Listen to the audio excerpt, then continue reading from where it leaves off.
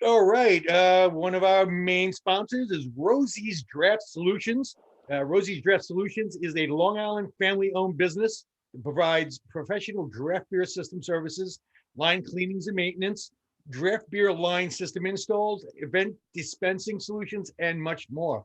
They are very passionate about craft beer and making sure it has the same quality as when it left the brewery, which we all know means one thing: got to keep those lines really clean. Rosie's services bars, restaurants, halls, events, and all other beverage establishments, including home kegerator system installs and maintenance. Some of the places that they take care of: WA Meadworks, our boy Joey; Blue Point Brewing, Darling Brewing, 1940s, Hopwinds, Morich's Field Brewing, and of course, our buddies down over at Hopscotch Bottle Shop. Just to name a few: Hopscotch. You can reach Rosie's, or I should say, you can reach Nick, one of the owners, at Rosie's Draft Solutions at gmail.com, or call him 631-219-2075, Monday through Sunday, 9 a.m. to 8 p.m. Mention Wort, get a little special promo.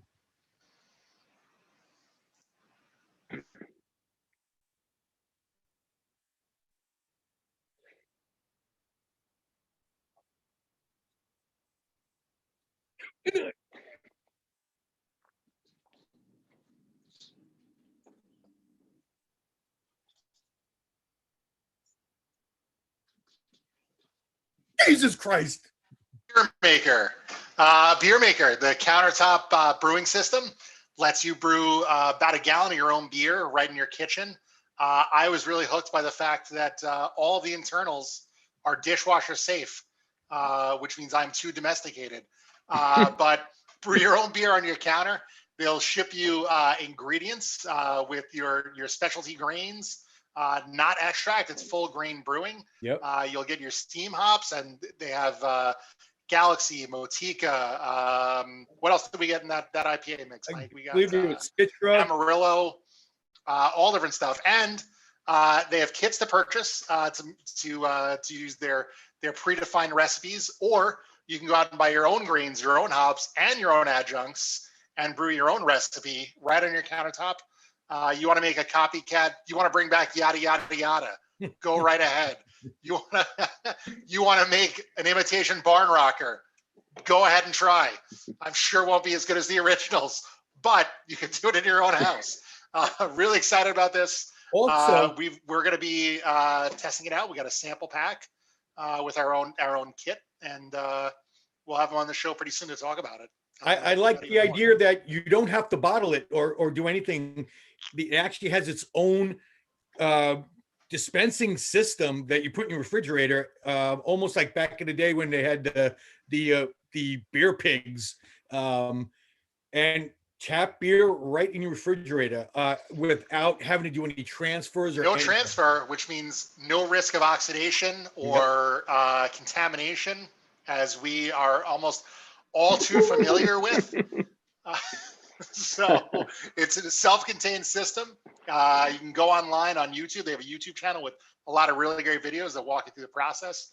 You go right into this BER MKR beer maker. Just find them out. They're on Instagram. They're on YouTube. Videos are really informative, and yeah, it's pretty cool. I'm really excited about it.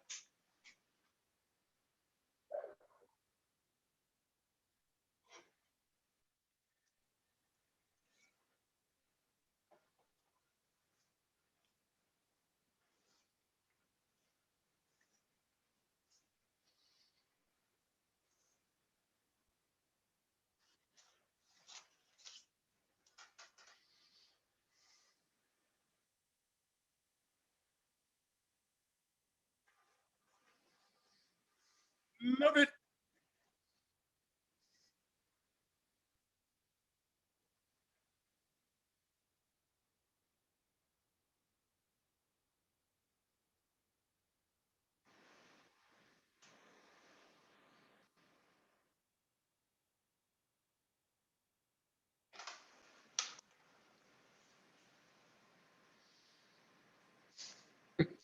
See?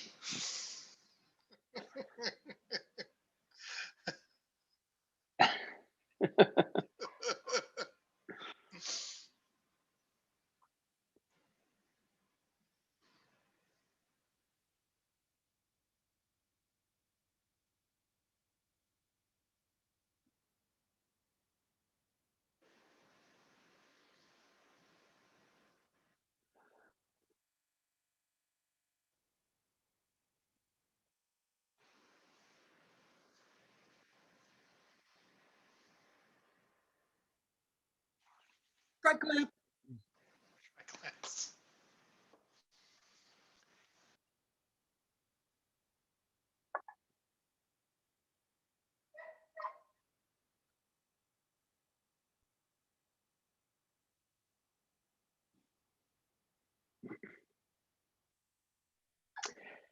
I'm trying to be a good guest here. I don't have the game on, and I might be crucified for that later. So if you guys can give me a detailed update, I'd appreciate it. I can give you the play-by-play. Yeah, please.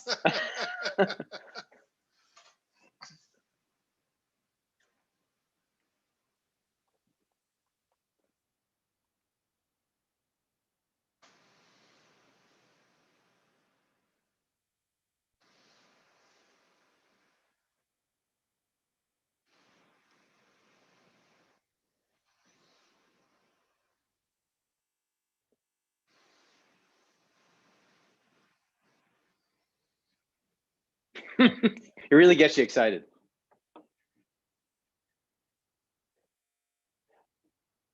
I would just want to know between you guys, who's the color commentary? Probably. All right, good. I'm not touching that. I am not touching that. Just gonna leave that where it was. That's entirely possible. Yeah. This is true. He got a fucking purdy mouth. I mean, he's got a colorful mouth. Just to give some insight into the Cavano household, Evelyn, our adorable little 5-year-old girl, recently asked my wife if shit was a bad word because she hears the word shit so often. She had to seek confirmation whether or not it was a bad word. Yeah.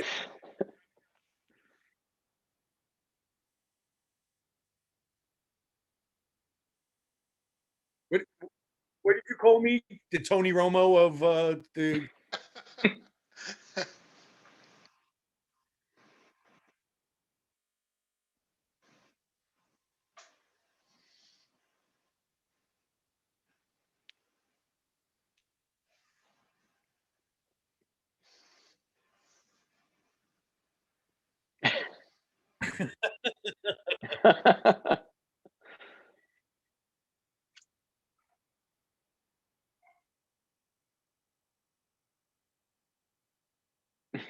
Keeping things moving. I'm going to interrupt that traffic control period for a second. So I, right after doing that promo, I signed up for an account for Beer Maker, downloaded the App Store. There's way more available through the app than on their website. So ton of different specialty grains you can buy if you want to make your own recipe. Hops, shit ton of different yeasts available. I'm sorry, I'm nerding out of here. It's pretty cool.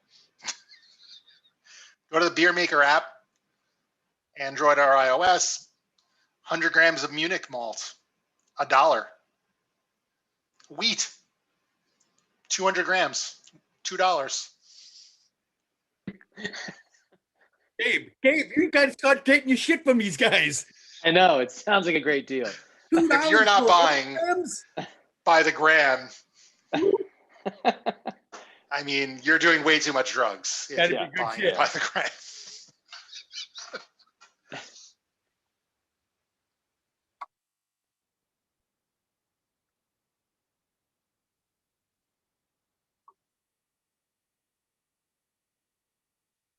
Yeah. Yeah.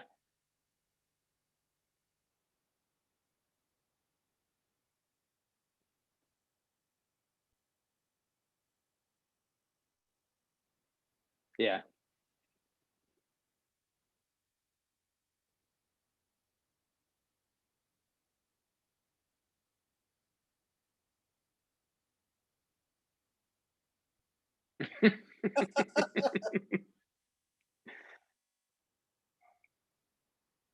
Sure, I would have gotten the same feedback. Yeah, Mike and Steve look fine. What the fuck's the matter? Why aren't you smiling? That would have been the feedback I got. Why do you look like a murderer? Why do you look like you're killing the family later?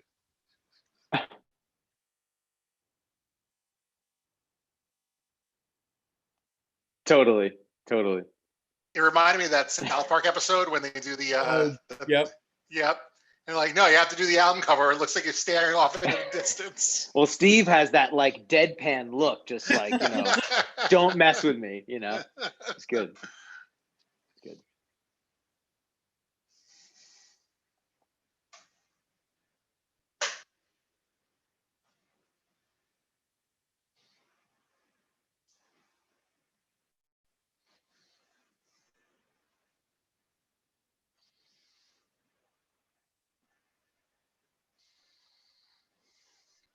Sure. So we started the brewery back late 2012. Ryan, really, best friend of mine, always wanted to do a business together, and we started homebrewing separately, at each other's houses, and then as most brewers started getting together and doing it together for an excuse to drink and hang out and of course make beer, right? And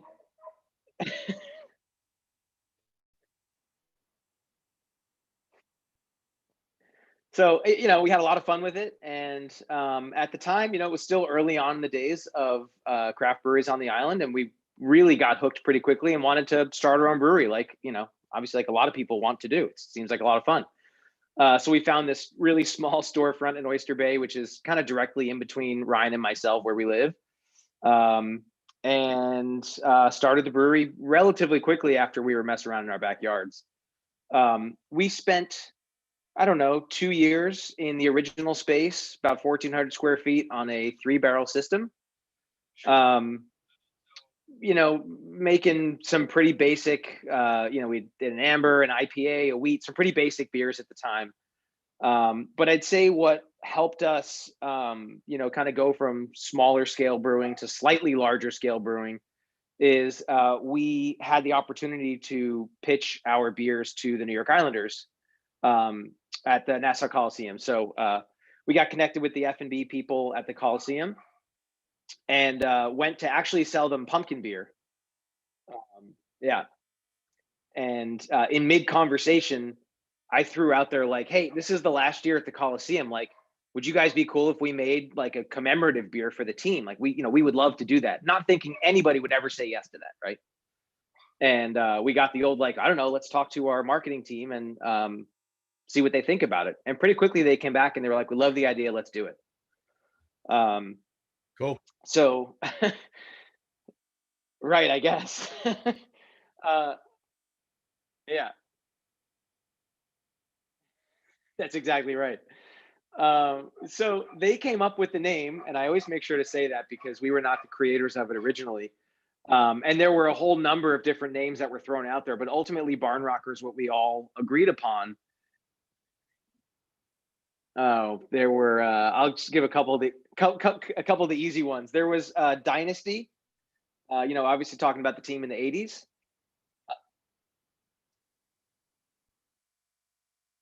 Yeah, there was one, I can't remember exactly what it was, but it referenced the Lighthouse Project, which we shot down pretty quickly because that didn't come to fruition.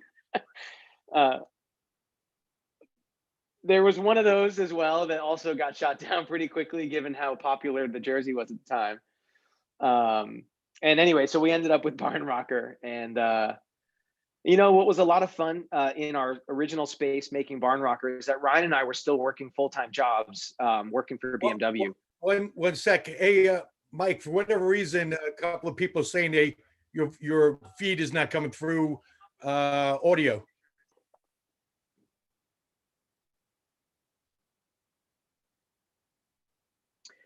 So you're saying you guys are thinking about your regular jobs, right?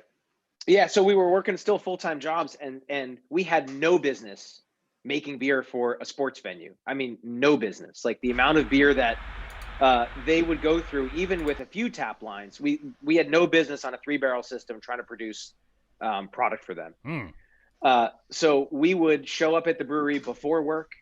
We would show up at the brewery after work, sometimes during work, to do everything that we could do to get as much product out there as possible. We were delivering kegs in our trunk, driving under the Coliseum, just trying to keep it stocked with product, as best we could.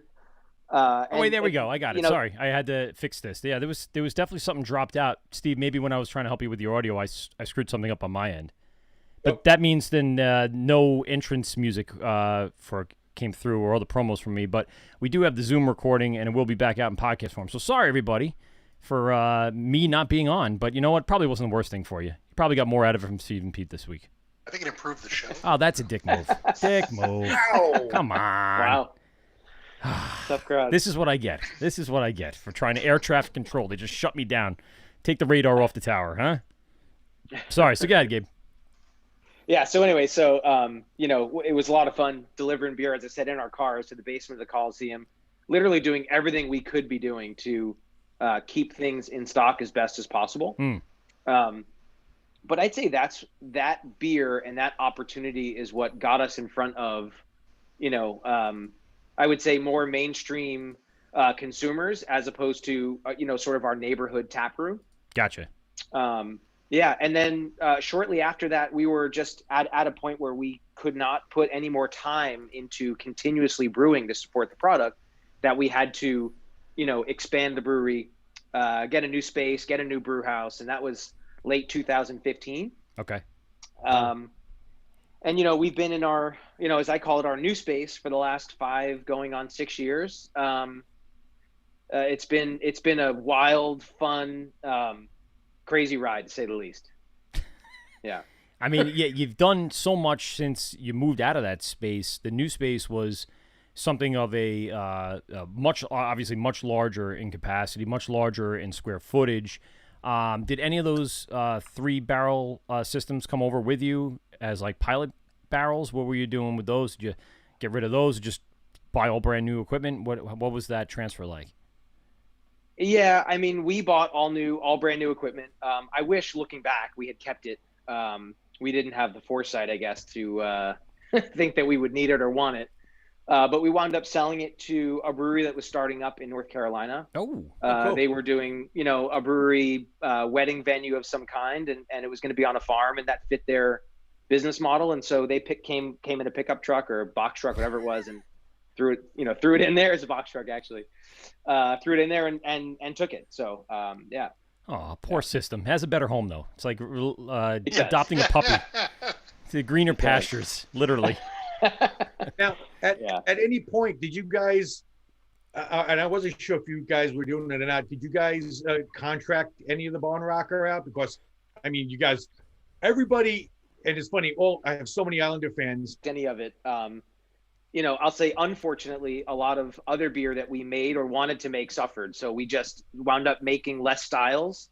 And there were plenty of times that in the tap room, we'd have 2 or 3 beers on tap because, most of the production was for, that's right. We always had a barn rocker. So no, we did not contract it, and we don't contract it today.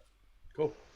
Yeah. That's good. All in-house. Yeah. But you do contract for other people along the way. What are some of the names out there that you guys have worked with to help them out and get them going for the larger capacity outputs?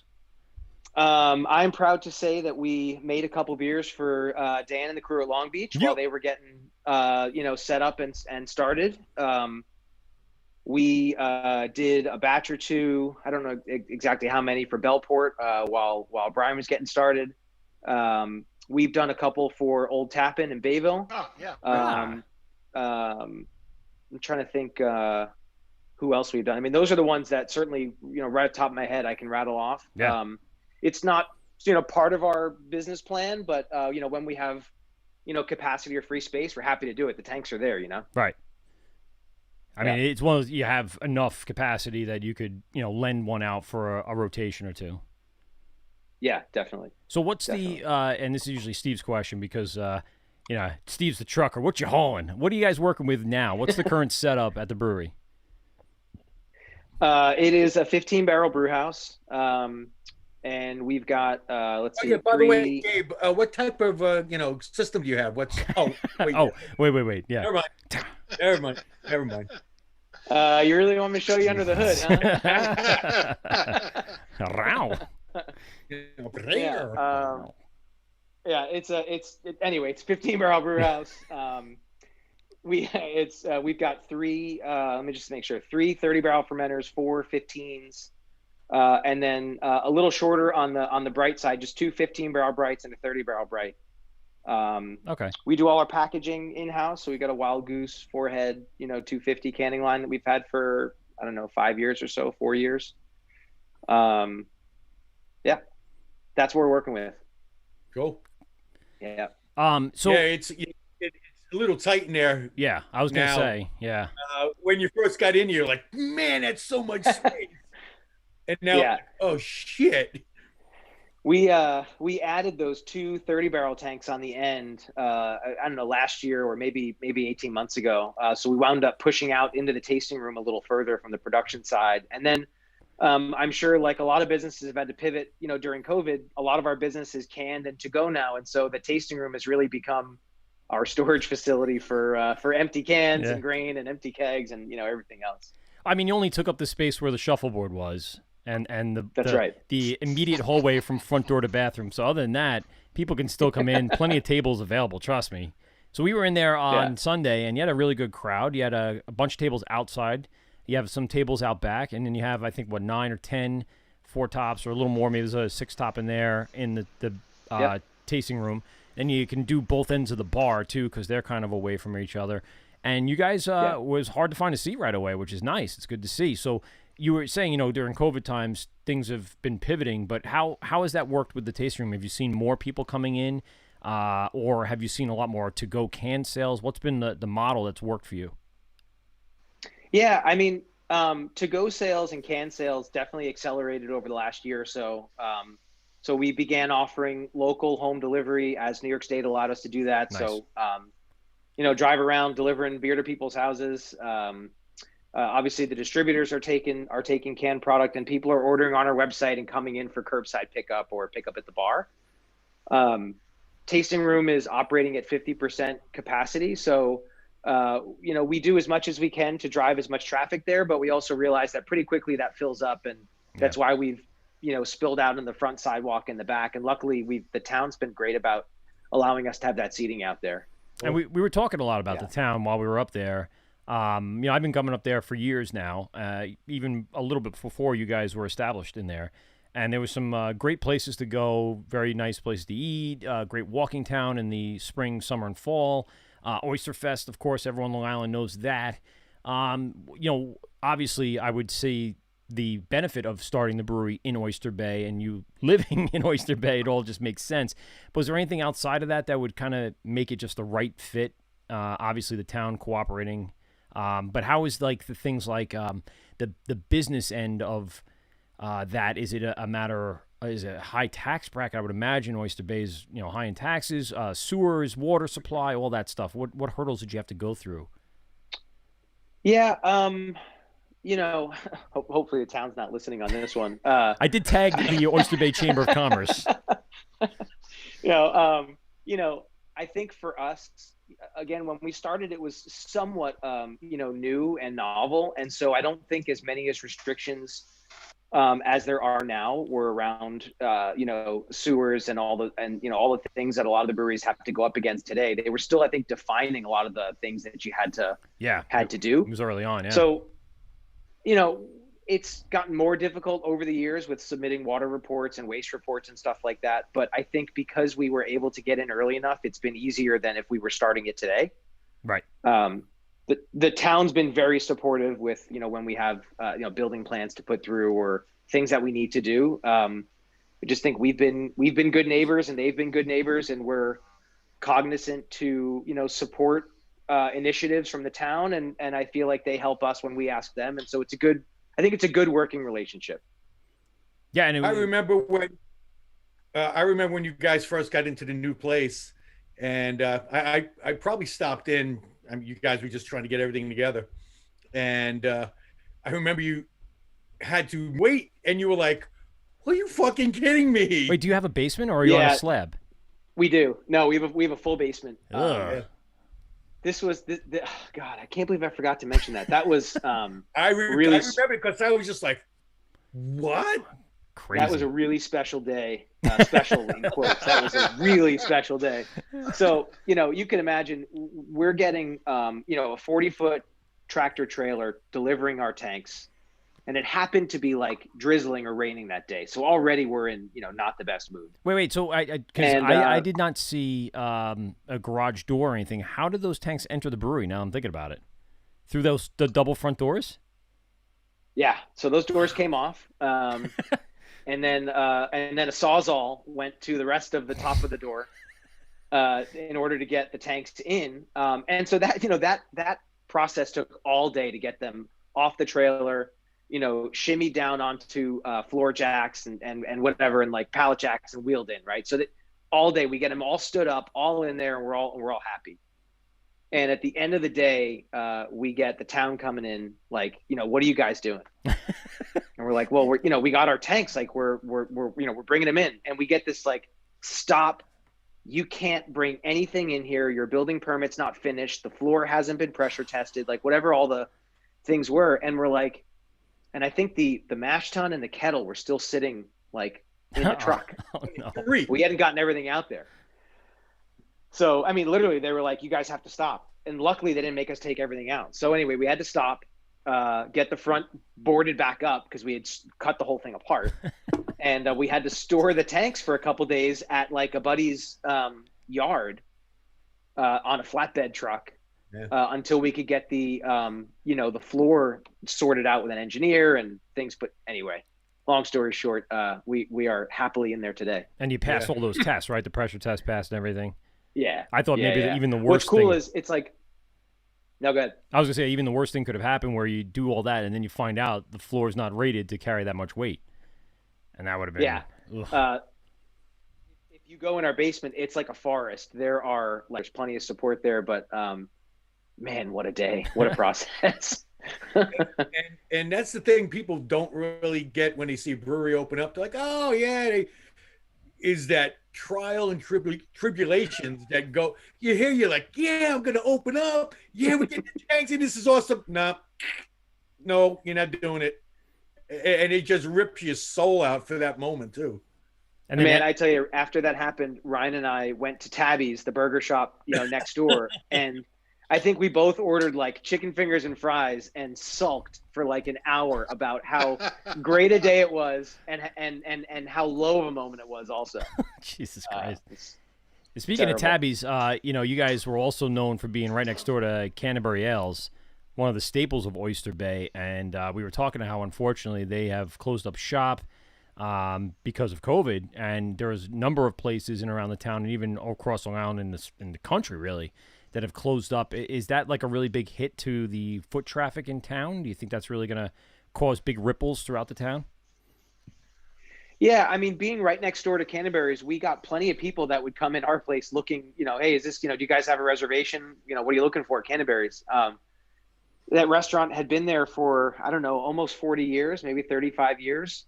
And it was a destination, as you said. So, I hope it doesn't affect traffic.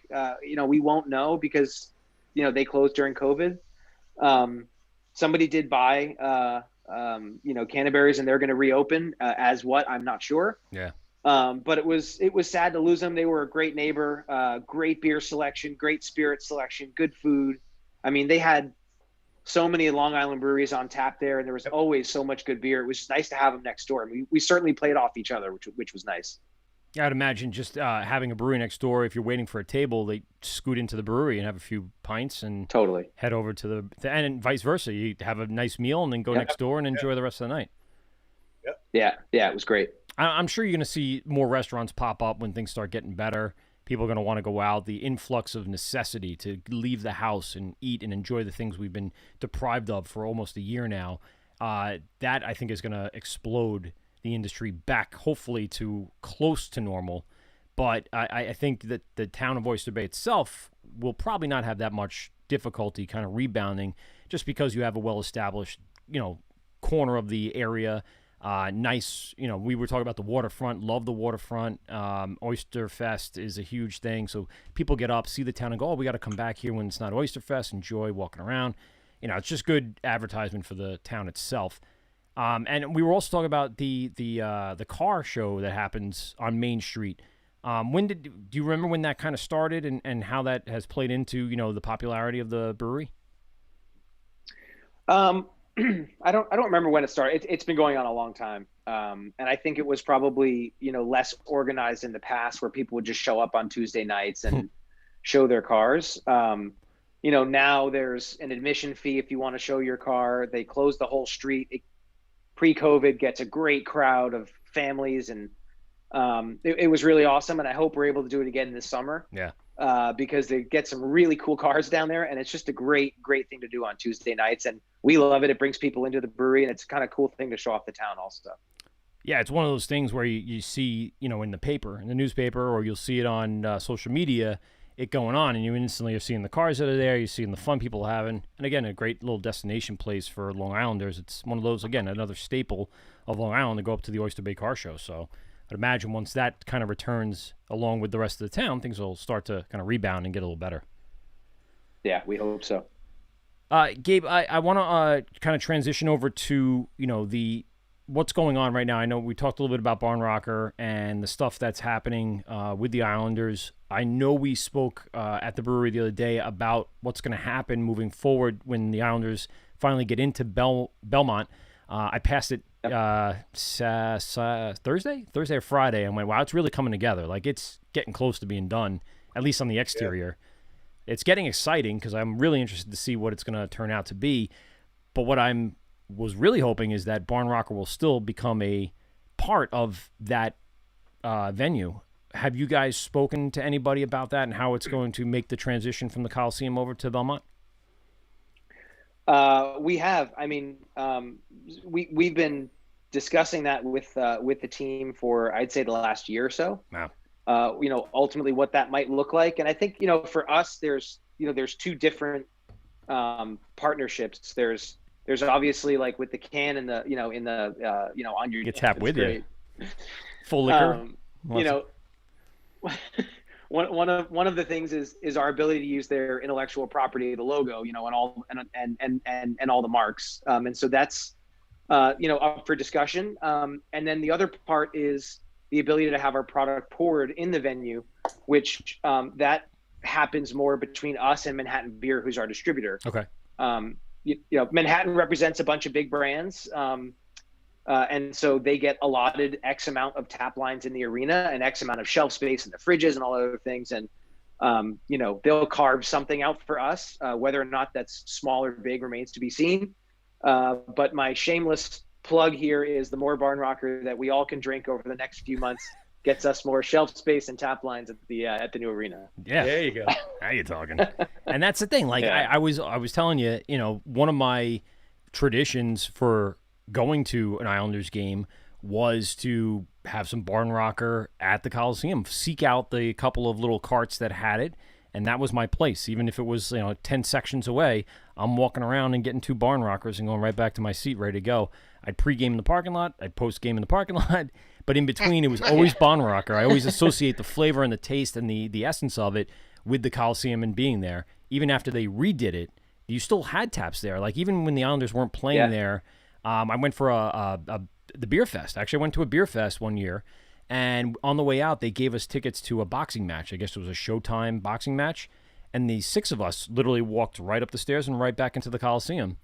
And immediately I said, well, now I got to find Barn Rocker because they weren't at the beer fest, so I have to go now, enjoy it. What else am I going to do in the Coliseum? That's what I associate it with. Yeah. It's like muscle memory. It's great. Yeah, I mean, we're hoping, I think the Coliseum's reopening, I don't know, next week or maybe 10 days from now, roughly, and they're allowing 10% fans back in for games. And so we're, really hoping that at least we get exposed to just even that small amount as well, because that would certainly help things out. Oh, who is this? Who's that? Who's this guy? Boy. Oh, no. Door number 1. We have surprise for you, Gabe, number 1. Dan's can. Dan's here. He's connecting to his audio. Yeah, I thought we were mentioning some of the contracts. That's kind of why I wrote a little bit something there. And I said to Dan, I reached out to him. I said, listen, we got Gabe coming on. Why don't you swing on by and say hello? I just needed to say hello, man. How you doing? What's up? Good, man. How are you? Ladies and gentlemen, Dan from Long Beach Brewing Company. Hey, guys. How you all doing? How you holding up? Yeah. How you holding up? Barely. Yeah.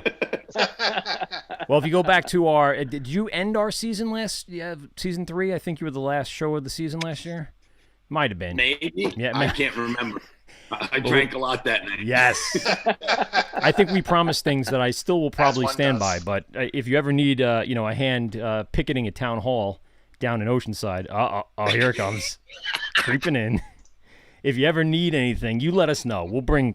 I know, guys, and we appreciate you guys tremendously, man. A megaphone, and we'll bring Pete and Steve, and they don't need a megaphone, and then we'll make sure they know. Leave Long Beach Brewing Company alone. Loud, foul language. Colorful. It's colorful language, Peter. Colorful. Dan, tell us a little bit about what's going on. I was going to say, tell us a little bit about the experience you had with Gabe and brewing, contract brewing up at Oyster Bay. Well, man, those guys were great to us, man. They, if it wasn't for them, we never would have gotten our first beer out into the market. Basically, it was through Instagram, if you will. We got contacted by the guys. They offered to help us out, and we were like, awesome. Like, yeah. And it got us started, man. We sold our first beer April 17th, 2018 because of those guys. There you go. Which one did you brew? We did Ghost Wave at their place. Did? Nice. The first time it was brewed. And that first iteration was really good. And you guys have really done a great job on little tweaks here and there with your system.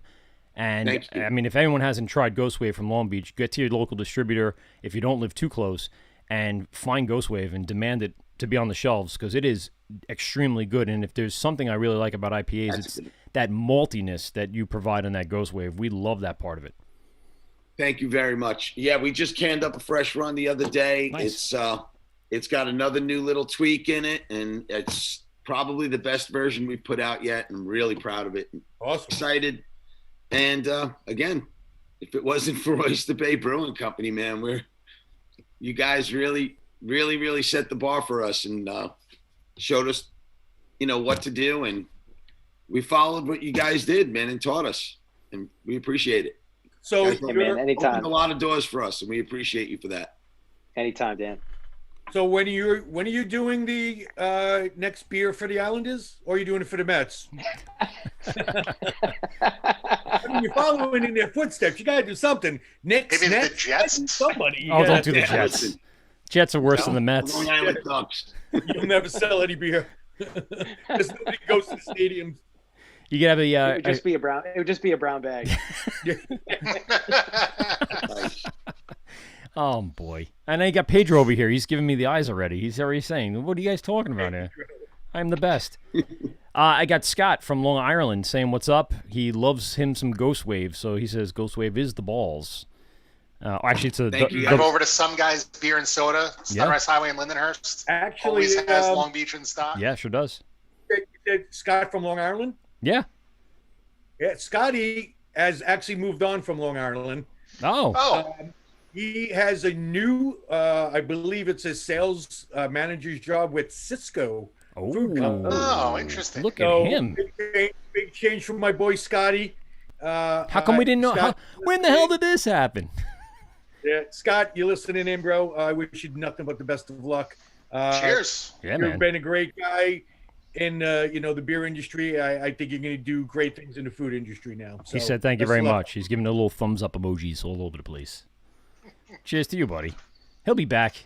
He can't stay away for that long. He'll be back. He'll be back. A little hiatus. Yeah, he'll be selling ingredients for beer maker soon enough. He can collect all the hops from everywhere. Don't you know who I am? I'm Scott from Cisco. Now give me your Citra. Dude from Cisco. Now give me all your Amarillo. Dan, you guys, like I said, had a great run with them. You guys have tuned in your system now. What's on the horizon really quick in the last few months that we've spoken last? We've been working a lot with Iron Horse Beverages. Okay. They're doing a lot of distribution for us right now.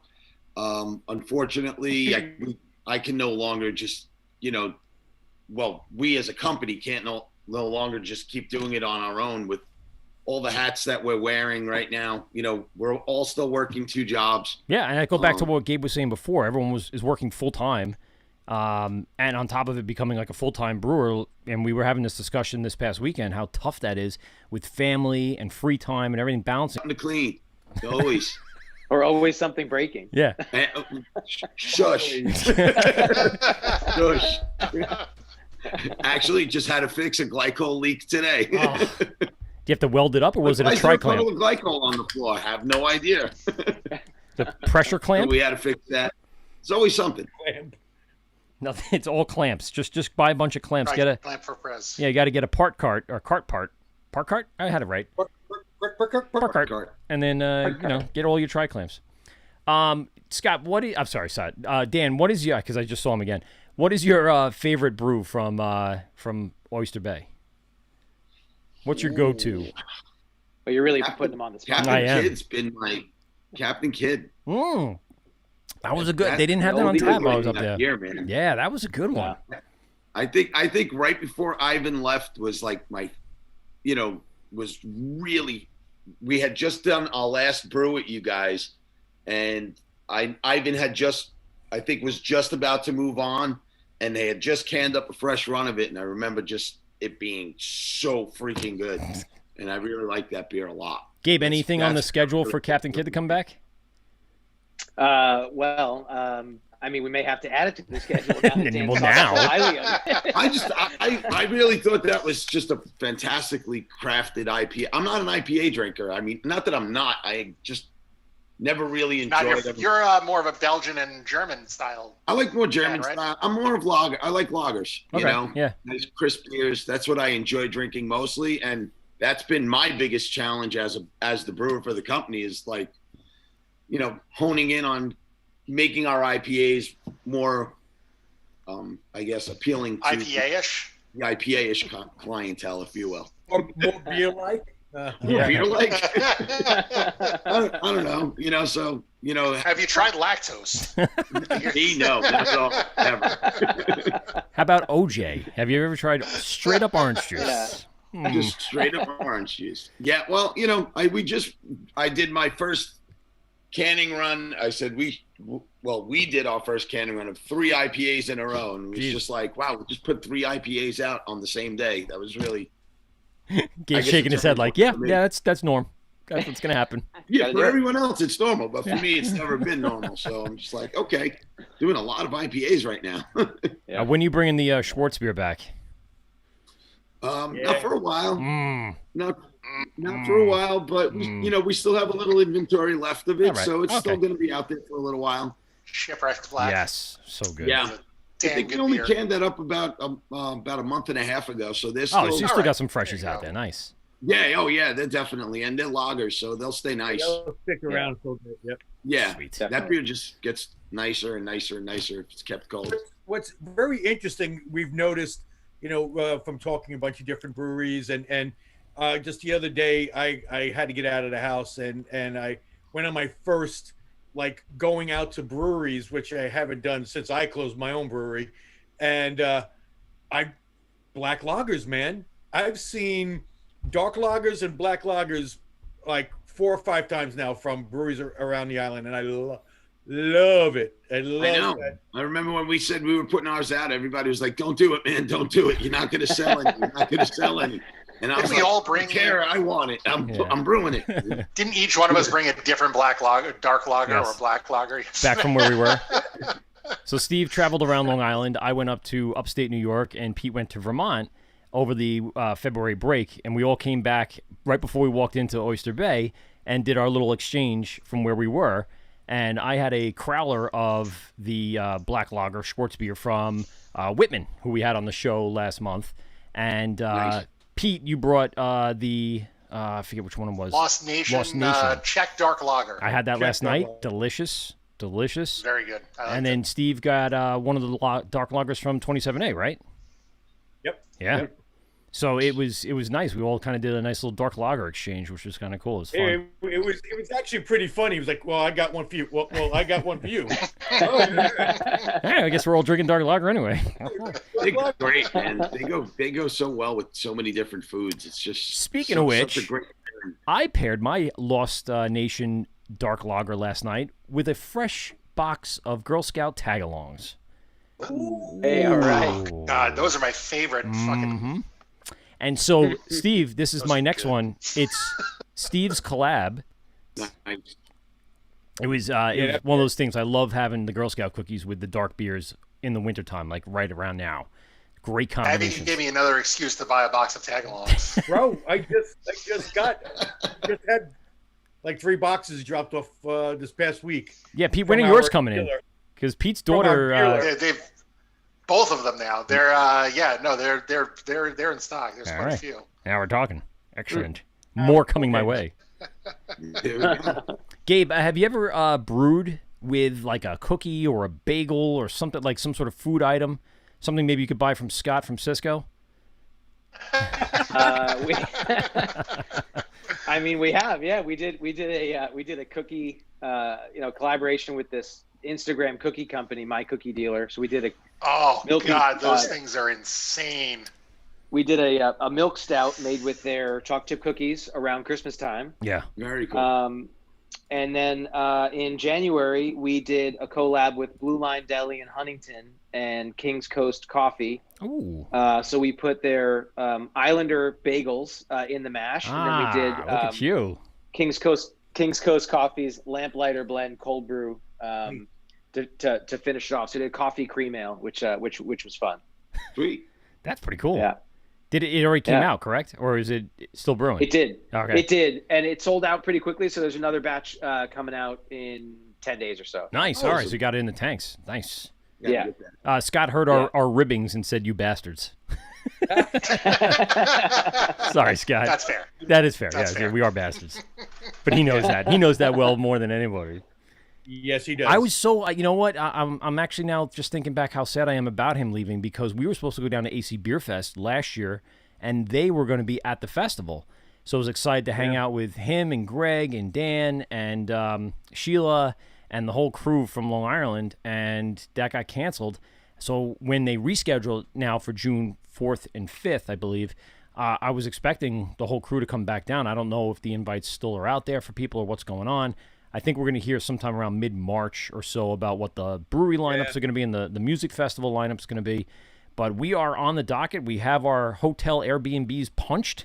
Now it's just a matter of making sure we all can get vaccinated in time and or just stay safe as we can. And the numbers are super low, and we'll have a great time down there. I go Thursday to get my vaccine. I go Sunday. Wow. That's because I'm a teacher and he works for. Yeah, there you go. And so, sorry, but not that I'm looking forward to it, but I need something because I'm around children all day. And they're 17-year-old children, not the cleanest bunch of children. But I'm very lucky. I've been really lucky all year, been very clean. Everything's been great. Thank God for that. I want to turn that into a brewery question because a lot of the breweries are having protocols. Obviously, face mask wearing when you're walking around. You can have it off at the table, hand sanitizer, stuff like that. Has that been like a really hard part of this whole thing, or is that the easiest part of it, Gabe? Oh, that's a question with a lot of layers. It's been a challenge. I mean, following a process is not challenging. But people forget that you add people to that process, both brewery staff and then customers. And I would say for the most part, people are really good about adhering to the rules that we have to adhere to. They're not rules that we create. Yeah. But you guys know, just add alcohol, and every once in a while there are people that don't like to follow that, and that just becomes an issue. So, I mean, process-wise, not difficult for us to follow, but with anything else, it can be challenging at times. Yeah. I mean, it's tough because you're adult to adult. No one's over one another at that point, so it's kind of hard to listen. I mean, I'm sure everyone does that. They give the first warning, maybe even the second warning. After that's come on, I got to keep reminding you, and you try to be hospitable about it, and at the same time be a little authoritarian because you're not really trying to be the bad guy here, but you don't also give your business at risk at that point. Yeah, and it's sure, I get that standing up in the same place without your mask is the same as you sitting down, but that's the rule. Right. I have to follow it. So anyway, yeah, as you said, it's challenging, but it's overall it's been fine. Yeah. Now you said you work with. Oh, sorry, go ahead. I was just thinking of people like that. I was at a restaurant Saturday night, and we're sitting down, where the wife and I are eating, and I look over, and this guy's leaving with his family. No mask, and already got a cigarette in his mouth. He was the typical Joey Bag of Donuts, hey, what the fuck? Don't worry about it. Hey, I'm okay. I was like, just come on, bro. Stacy, it was just... put the scotch in the plastic cup and let's go. We got to go. We got to go. We got to go. Come on, Stacy. Unreal. It's why I'm glad I don't have to deal with people like that. Because I'd probably be in jail or something. You're right, and the one thing it's hard to control is people. I know Gabe was saying that that's the wild card of the whole mix is that you can have all these things and you can control you and your business and your staff, but the the wild cards are walking in the door every single minute. You got to be on top of it. It's got to be daunting and just frustrating and annoying at the same time. You just want to run your business like it ran for years, and now all of a sudden it's like, ugh. You're having a hard enough time already. Your keg sales are gone because everything is closed. Just trying to get by, and you got to bust balls. It's just never makes any sense. Nope. Yeah, it's it's not easy, but we'll get through it. Yep. It's just it's fun sometimes. Yep. And like we said, when we were there Sunday, it was a nice crowd coming in, and it wasn't the greatest of days. It was sunny, but it was cold. Mm-hmm. But it's good to see people wanting to go out and hang out for a little bit, because I know I don't want to lose any of the breweries on Long Island. So I tell everybody, just fucking go out for a little bit, enjoy yourselves, take some stuff to go home. So when it all opens up again, we could all have places to go. Yeah, you want them to be there when you're done. Yep. And I would say, you know what? If you don't want to go out, go on their website and buy a gift card. Right. Or buy a T-shirt or buy a sweatshirt. If you don't want to visit them, just buy something from their website. Anything. It'll help. Yeah, the gift card is good forever. So. Buy their product. Yeah. Right. Yeah. Anything. A couple people checking out on Instagram. Our buddy over at West Babylon Superstar saying what's going on. Scott says you guys just want to make beer. People are dicks. Al Loves Beers checking in, and my buddy Tom Franz is saying there's jack wagons everywhere. That's a good one. That's true. That's a good one. That's yeah, true. There are, yeah. Oh, wait, is it time? To start talking about beer? I think it's time. I don't have your Jack jingle Wagons? yet. More Jack Wagons? You want to do, I don't have the jingle ready yet. I got to get like people to make the jingle. Like, Steve asks his questions. 3 questions for Steve. And there. I didn't think we needed an original jingle until just now. Well, now we do. I'm on board with that. I think we do. It's got to be like very like 1970s NBC jingle kind of thing. Snappy. Definitely. I quit. I quit. Anyway, I quit. I quit. I quit. Go ahead. You're on it. Let's ask these questions. And all right, Gabe. Can I make a recommendation before you ask them? Sure. Can you do it one at a time? Okay. All right. Just because it does. You know what it is? It's the alcohol. It is. That right here, every bit of question 2 and 3 and part B. Yeah. Okay. Go. So there's going to be 3 questions, Gabe. But I'll give you one at a time. You can answer them, and then we'll go along. Steve's questions for Gabe. Yeah. So Gabe, what was that beer back whenever that turned you on to craft beer? What was that one beer that you had? You said, what is something better than Miller and Bud and Coors? What was that gateway beer that got you into craft beer?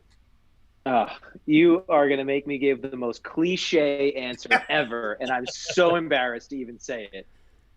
But I will say that someone shared a heady topper with me pretty early. All right. When you couldn't get it. I mean, now it's pretty easy to get. I have a 4-pack coming this week. But I bought a 4-pack. I was like, wow, that's very different. Yeah. So yes, I'll say that.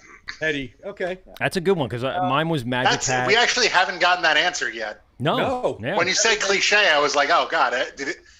Sierra Nevada Pale Ale? Is that just everybody's answer? Oh yeah, it was either that or I thought he was going to go with like, oh no, I had like a Pete's Wicked or something like that. Or Goose Island. Another one that. All right, so what is your go-to style? What is your favorite style to drink if you can? So that's changed because I would say over the last 8 years, it's been an IPA. I've loved IPAs in all different types. I'd say over the last year or so, I have begun to stray away from those, and I find myself drinking really clean lagers and pilsners now. Crispy there boy. Yeah, I think that's kind of the evolution of a lot of people. Like me getting old. Yeah, it's probably me getting old or whatever it is, but I just I don't know. I really enjoy the style a lot more today than I did before. Actually, that was what I was excited yesterday that there was a rice lager on the board yesterday. That was. As I said, that is as often as I'd like. Immediate. That is what I get. At least one of those every time I'm up there because you can't find it. Not everyone's doing a rice lager, so that's a delicious beer. We do. Yes, I know. I said it as I'm looking at you, going, "Shit, I know he does one." Fuck. Should have looked down. I think, Gabe, you're appreciating.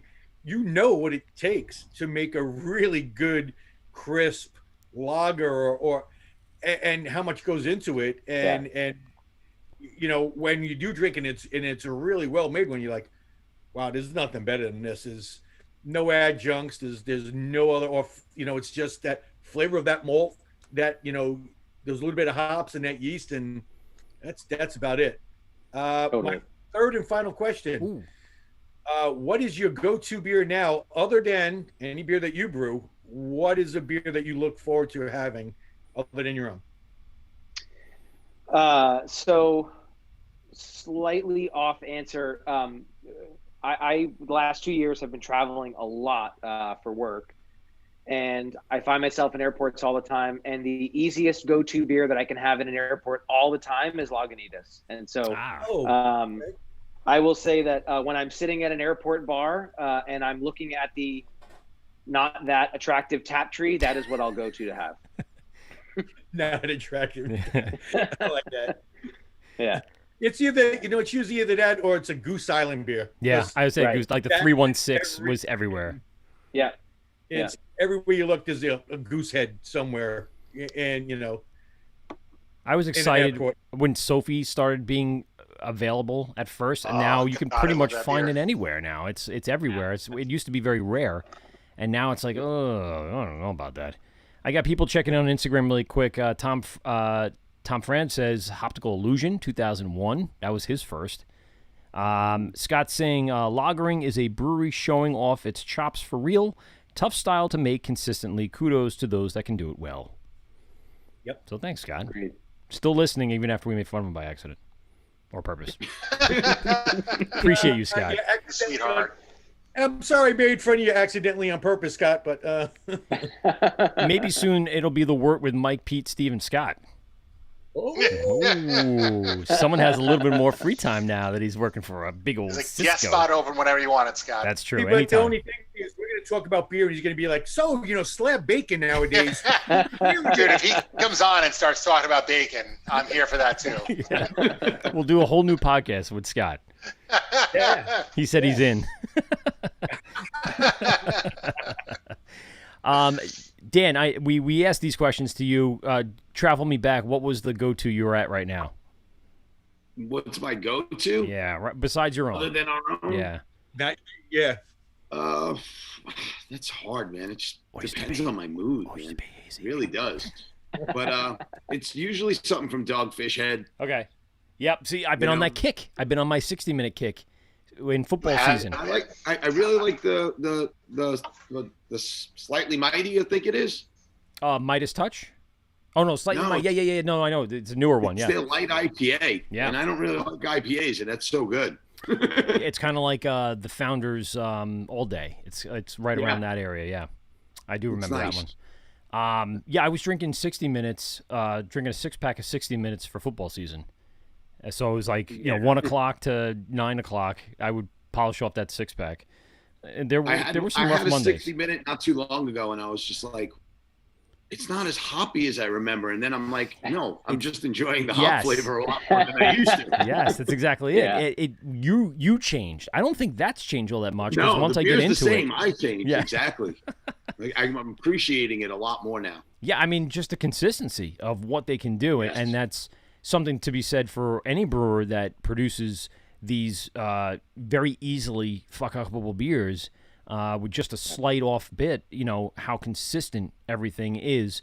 Gabe, when you guys are going through your recipes and you're doing this, are you thinking with consistency in mind as you're kind of going through the processes from one batch to the next?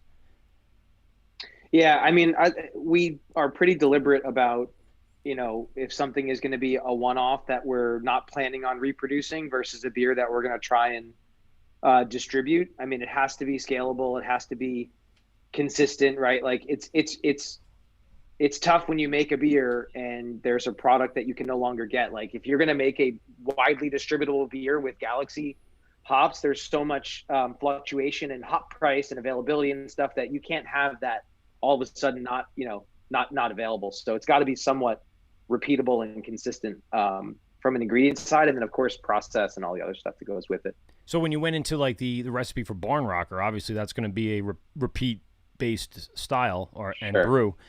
Was in the development of that, was it saying, all right, we got to keep it, I don't want to say simple like it's a simple beer, but simple enough that we can repeat this consistently over and over again?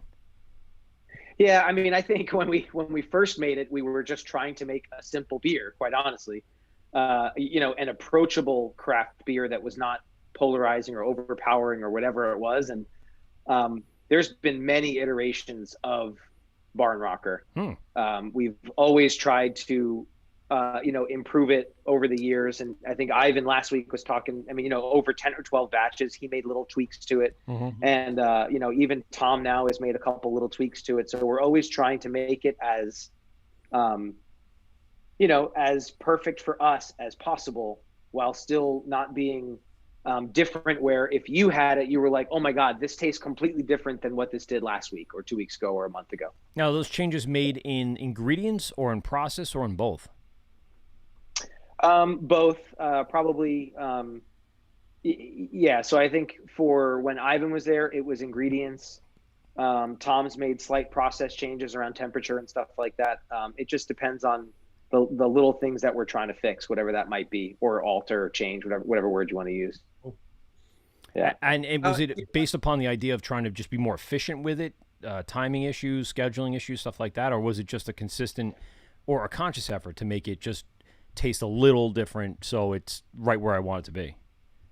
Yeah, I mean, sometimes I'll have a barn rocker and I'll be like, God, there's just, I don't know, this one, there's just like this slight little bite at the end that I don't want, or I don't, like people shouldn't have that, or whatever it is. And so I use whatever words I can use to describe that to, the guys in the brewery so that they can understand what I'm trying to say and translate that to process or ingredient or whatever it might be. That makes sense. Yeah. It's got to be hard not to be able to print out something out of your brain going, well, here's exactly what I needed to be fixed. You got to use really your words. Hard. Yeah. It's really hard because everybody uses different words to describe things. And so when somebody, one of our bartenders or one of our, if someone's like, oh, it's just a little too light. It's like, well, wait, what do you mean? Do you mean is it too light in color? Is it too light in body? Is it too light in you have to be really descriptive about what you want to change. Otherwise, it can be misconstrued. Yeah. Steve, what were we going to say? So, I meant to ask earlier, what is Oyster Bay's reach distribution-wise? Where, besides New York, are you guys out in Jersey or? Just New York. Nice. Just New York. Just New York. Yeah. Yeah. We had a small date in Connecticut, I'd say for like a year and a half. We learned pretty quickly that without having real boots on the ground and support to really push the product, like a sales team, like we have here in New York, it's really tough to make a go at it, and so it didn't make sense for us at the time to continue that relationship. So we're just here in New York.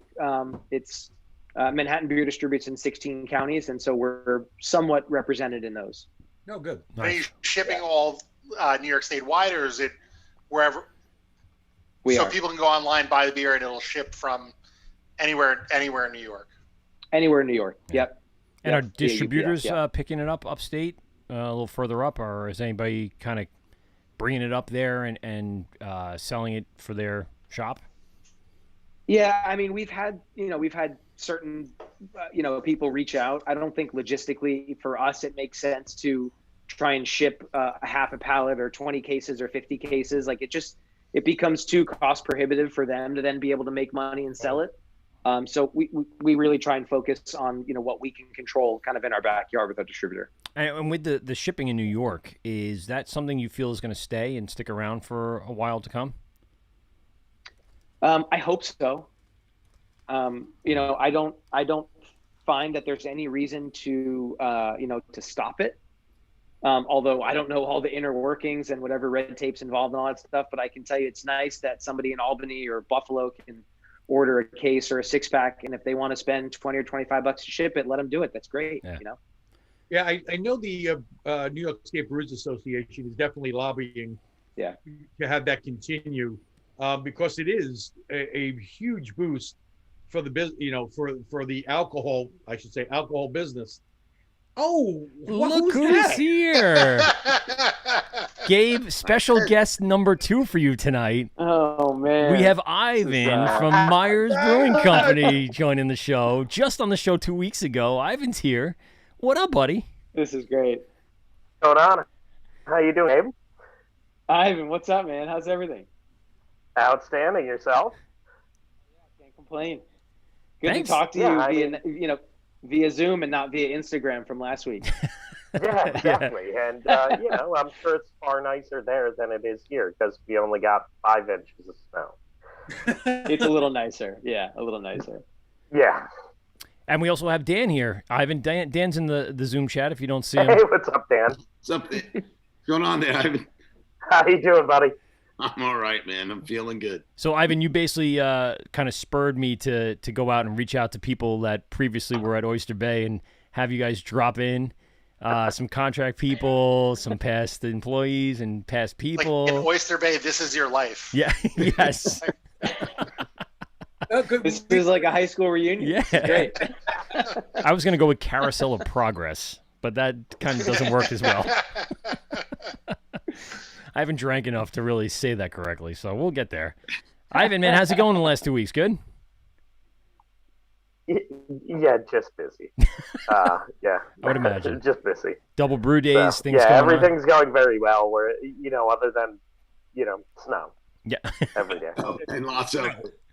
Yeah, and Every you guys got day. hit. I was up at Saratoga, and I didn't get too bad during that February break, but on the way home, man, did I hit the whiteout conditions, and that was traveling north as I was going back down south. It was crazy. Yeah, it snowed sideways for most of the day today, and I mean, it's beautiful up here in a strange way.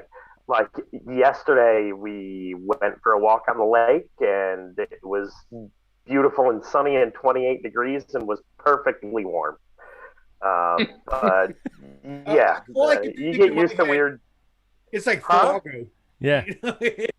You're not going to put somebody in a wood chipper and spit them in the bushes or something. I don't know. Yeah, you get used to it. So have you put anyone in a wood chipper, Ivan? Don't answer that's out there. We answer should that. probably clear the air. yeah, no, Please don't admit to answer anything on or off the air at that point. There's far better ways to get rid of snot. Good. What was that? That's the correct answer.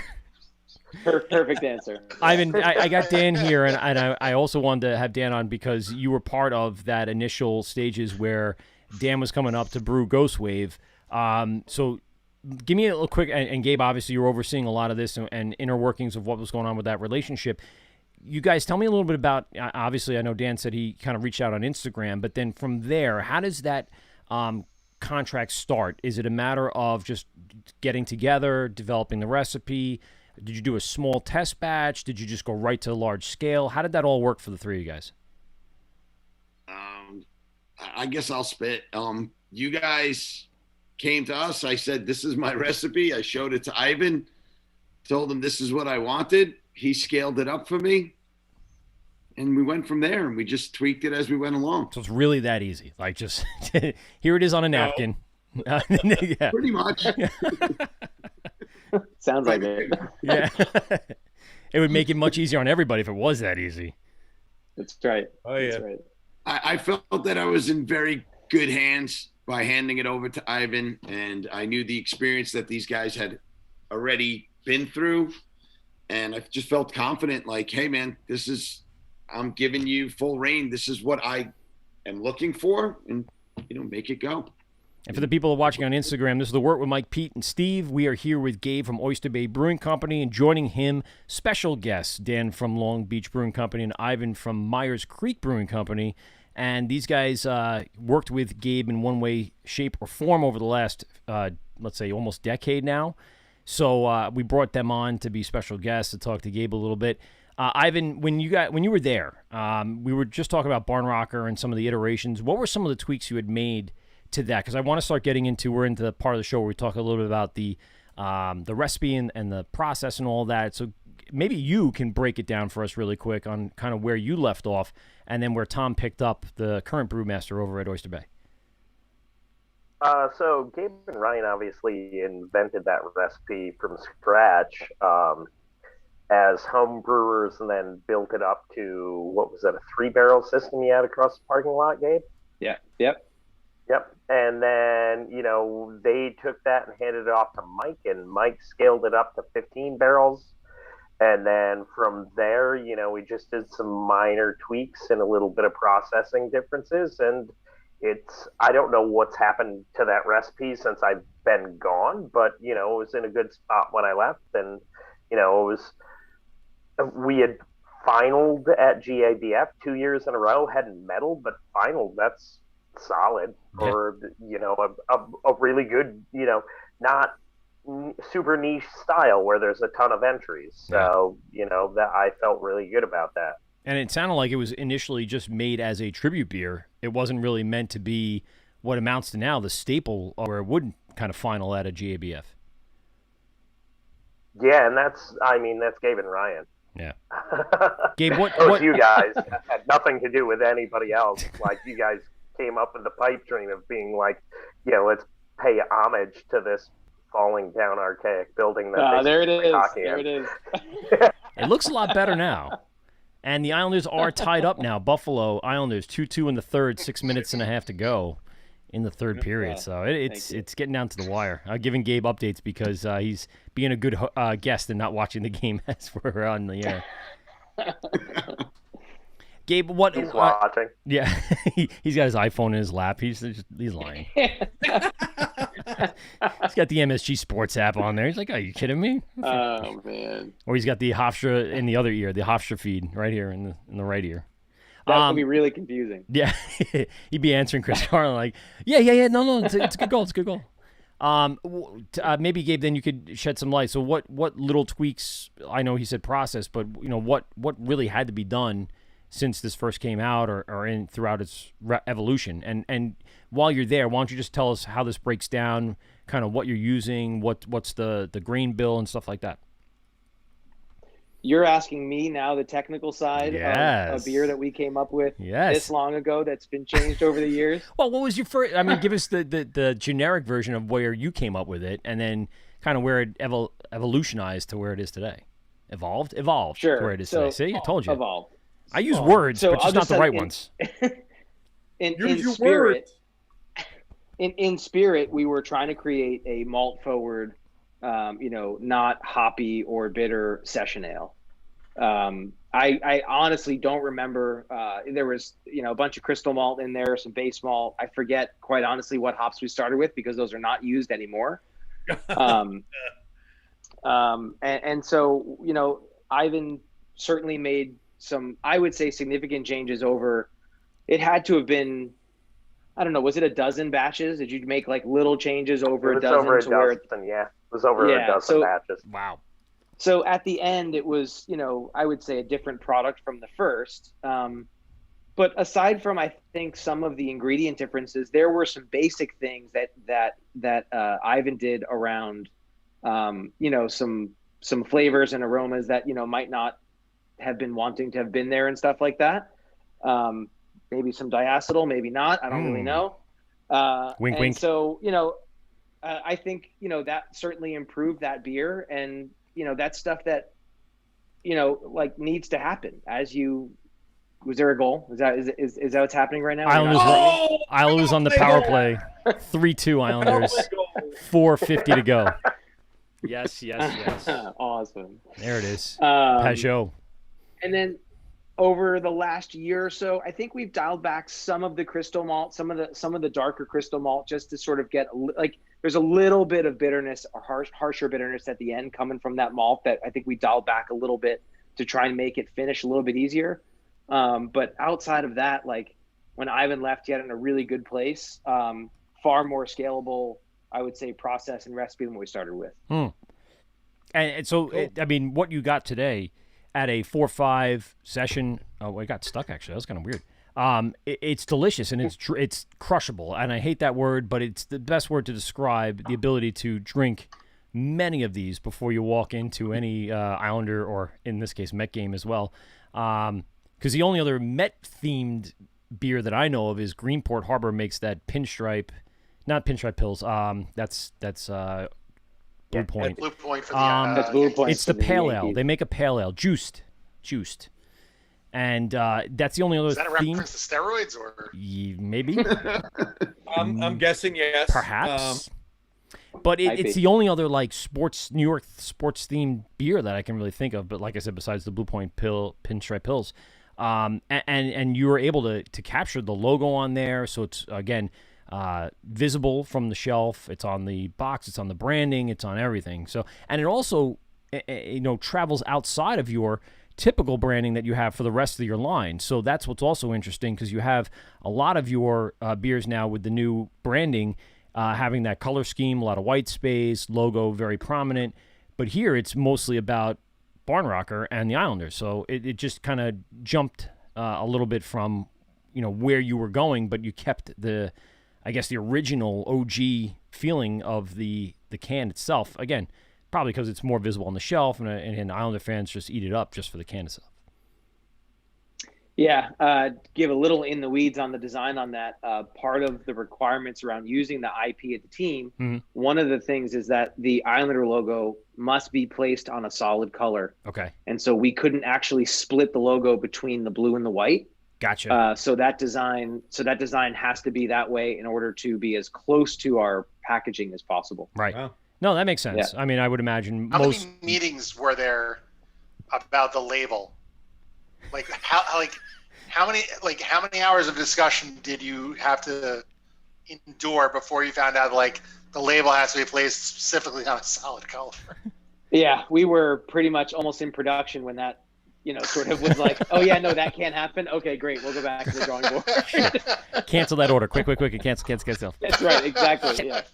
Yeah. I mean, it makes sense. I think a lot of sports teams, if you're going to use their label outside of their own, I guess, branding or merchandise, you'd have to probably obey certain regulations. I don't think that's an uncommon thing to go through. We had a request at work one time we were going to do a bunch of installs for McDonald's, and we got a request that we couldn't fulfill, which was calibrating the TV to a specific shade of yellow for the golden arches. It had to be the exact color. Yeah. Which you can't do. You can't calibrate to yellow. Right. It's impossible. It's RGB. They weren't CMYK TVs. But I do like the fact that you blend, you're using the same orange, the blue, and it all ties in. So you really don't see the separation as much, even though it's on a solid white background. It kind of flows through, which is nice. I want to get into this hazy because this is one of my favorite beers from you. This is the brand new iteration of hazy IPA. Was this something that's an old school recipe that Ivan would know about, or is this something relatively new? This is something that Tom came up with at the brewery. As COVID developed, we, as I mentioned, quickly had to sort of come up with, some exciting beers, or I would say, one-offs to keep the brand exciting, because people were always looking for something new, and so we hadn't really done. We hadn't really done a hazy IPA since I think when Ivan. Probably one of the last beers Ivan did, we did a collab with Sand City and Barrier and, a bunch of breweries on the island that was, New England style. And I think we did one more hazy slightly after, but then we hadn't done one since. No, hazies from Barrier and Sand City? That's crazy. Yeah. It's like getting a stout from Barrage. Yeah, that's crazy. Exactly. No pastry stouts from Barrage. They don't do that. So anyway, we hadn't done one in a while, and I said, let's just do one. Let's just change it up, and so this was something that Tom did. Cool. Give us the breakdown. I love it. It is super, super hazy. Yeah. And you do get those traditional, what everyone expects from a hazy with the citrus and the tropical notes from it. I really liked it. Yeah. See if I could hold it up so people can very see. Different than the next one. I guess we'll talk about with the Alexa. Oh yeah. What?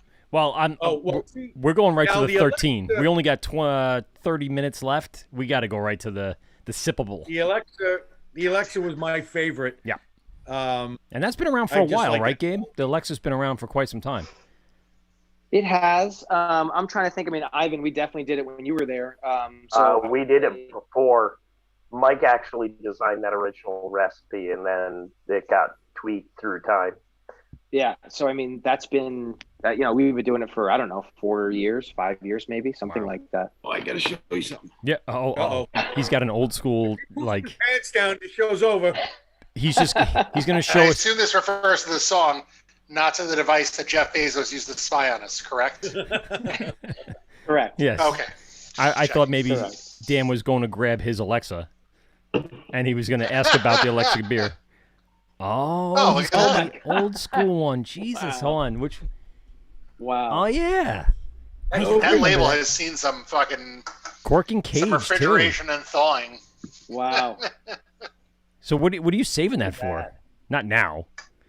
For a special occasion. Nice. There you go. When our tap room finally opens up. Yes. Wait, what? You still have that bottle? That's a downstairs funk. Yeah. Number one, I think. Brewed in 2016. Wow. Good for you. There you go. Simpler times. Islanders win. Take it from the Sabres. Sorry. Well, even Ivan, too, and Gabe, you guys were part of... I got a little earthling here. Hold on. Hello. See you in the morning, buddy. Good night, Mac. Good night, buddy. He looks like an Ewok for some reason. I don't know what he's wearing. You're wearing a blanket, I know. But you guys were part of, I believe you were part of the Surge Protector Hurricane Sandy relief beer. Am I right for saying that? I got to look at the label. We were again. not. No, I thought you were on that. I thought I had a label that had the Oyster Bay logo on there at one point. An old one like Dan just brought up.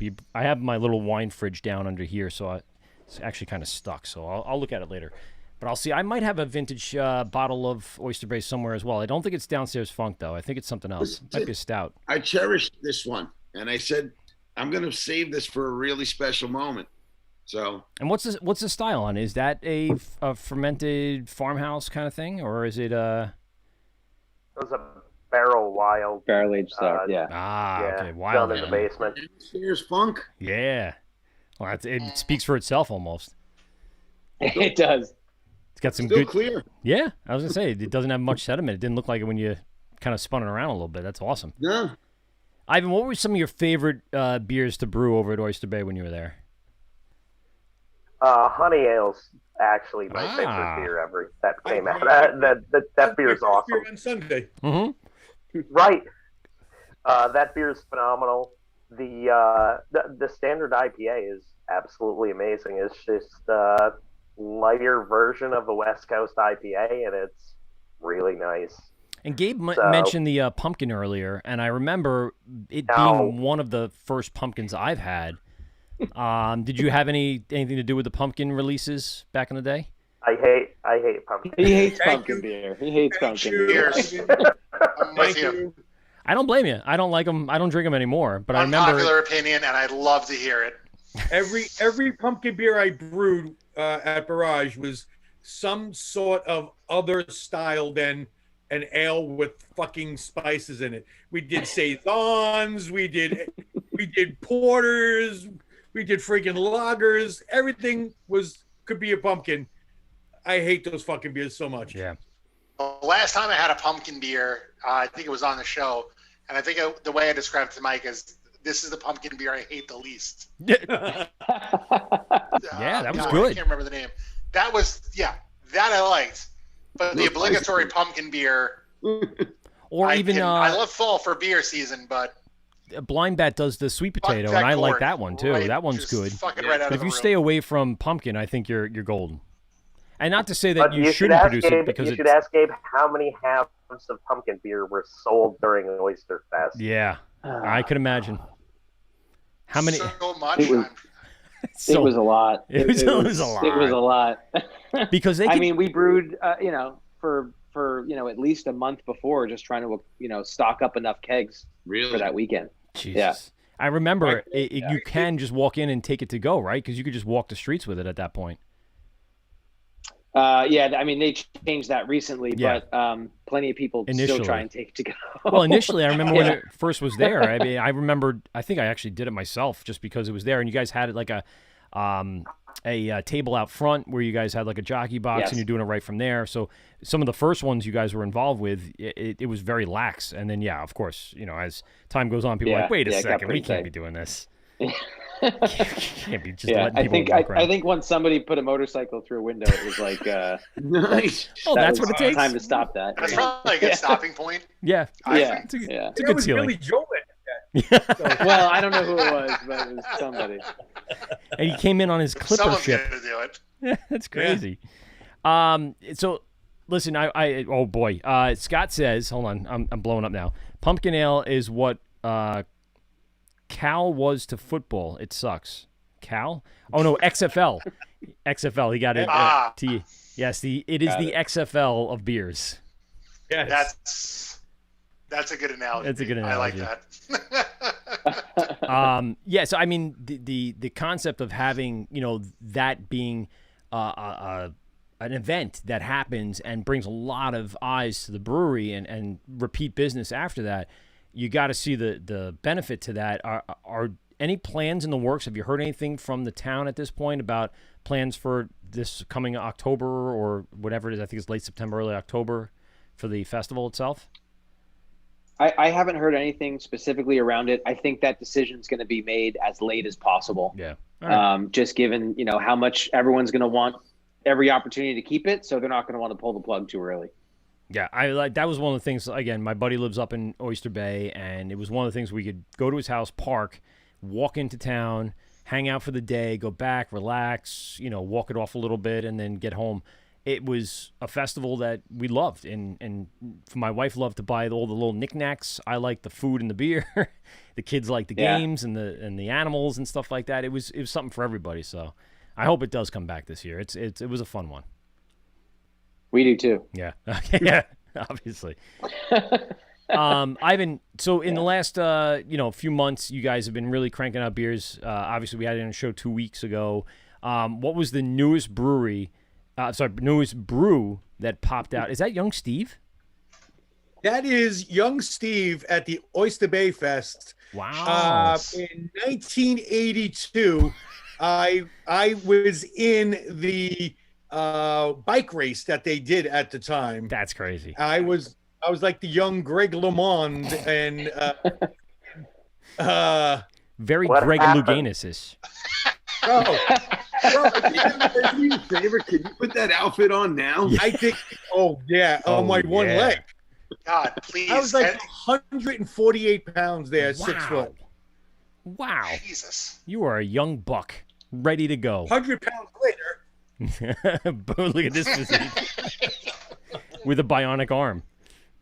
With a bionic arm. Sorry, Ivan. So I was saying, you guys have been cranking out brews. What's in the tanks right now? I know, again, we talked only 2 weeks ago, but I'm sure something has changed over the last 2 weeks. What's ready to come out? What's on the schedule? What's in the tanks? Coming out, we have a sour with mango and blackberry called Post-Emptive Warning. Ooh.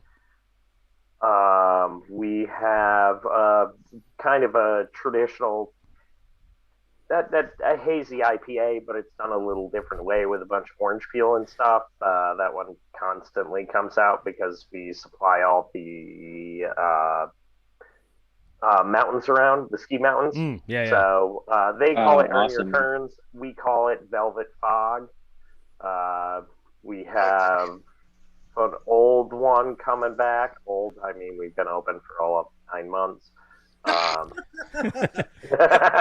from that the Speaks Velvet more to like Fog. the state of affairs in the beer world that like a beer that's like you brewed 6 months ago, like that's an old beer. that old, Yeah, that long time ago. The OG That old series. tired fucking recipe from 6 months ago. That's great. I know it's pretty bad. But it's an Yeah, IPA, we you just said? had a new hazy come out. Okay. That's tap room only. Ooh. Oh God, would we Pure Infinite Haze? Gabe, actually, Jeff designed that recipe. Ah. Yes. A little networking going on there. Jeff also Jeff- used to work. Jeff worked with us also. Nice. Yeah. And so that recipe, was it obviously tweaked just to kind of conform to your brewery hardware and stuff that's going on? Size, you're scaling it up or down. Jeff works there. He's up there with you. That's right. I forgot about that. He's up there with you. Jeez. Hard to remember even 2 hours ago, let alone 2 we days stole a bunch of city guys. we absorbed so many people. You're coming with me. It's like pandemic happened. And Everybody wanted to go upstate. Exactly. So wide open. The numbers are low. It sounds like a win-win for everybody.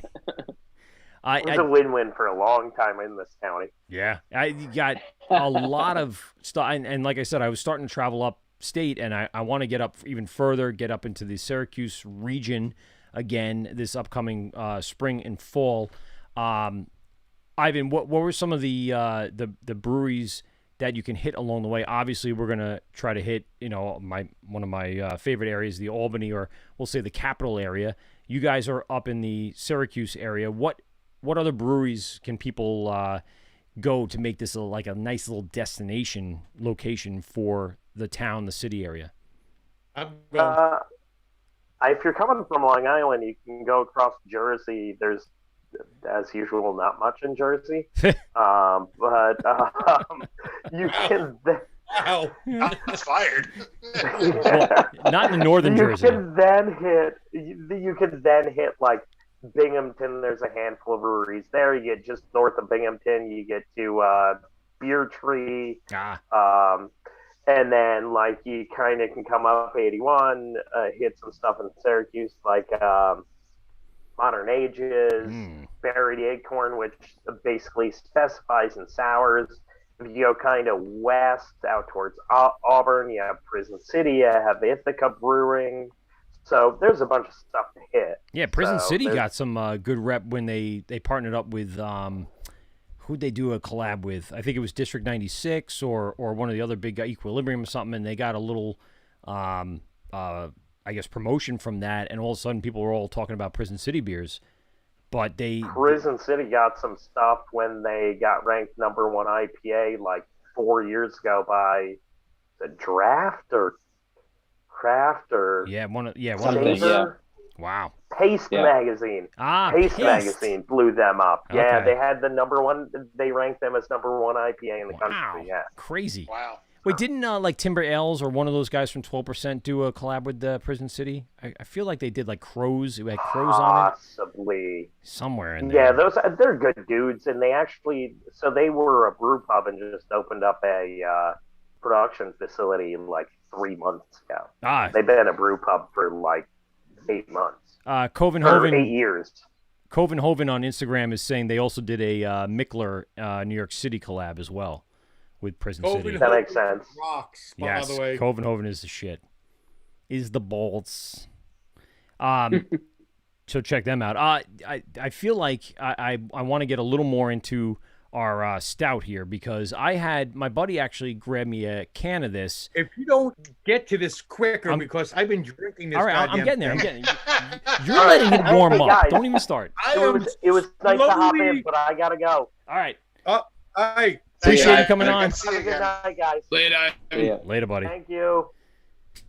So I want to get into this little I'm bad going boy. down that slow road. All right, Gabe, give me the lowdown on this thing because I got it at probably like 45, 50 degrees, I hit and the bed before I crack this. Yeah. and it is tasting really, really fucking good, bro. Thank you. So Jason Mildred, who's one of our brewers, he works with Tom. This is his recipe. It was our Imperial Stout, and this has been aging for about a year in Four Roses barrels. Nice. And what I really like about it is it's not overly boozy from the bourbon. It's like just a little bit, like enough to know it's there, but not where you're thinking that you're drinking a glass of bourbon. Now, and that's immediately when you just said 1 year.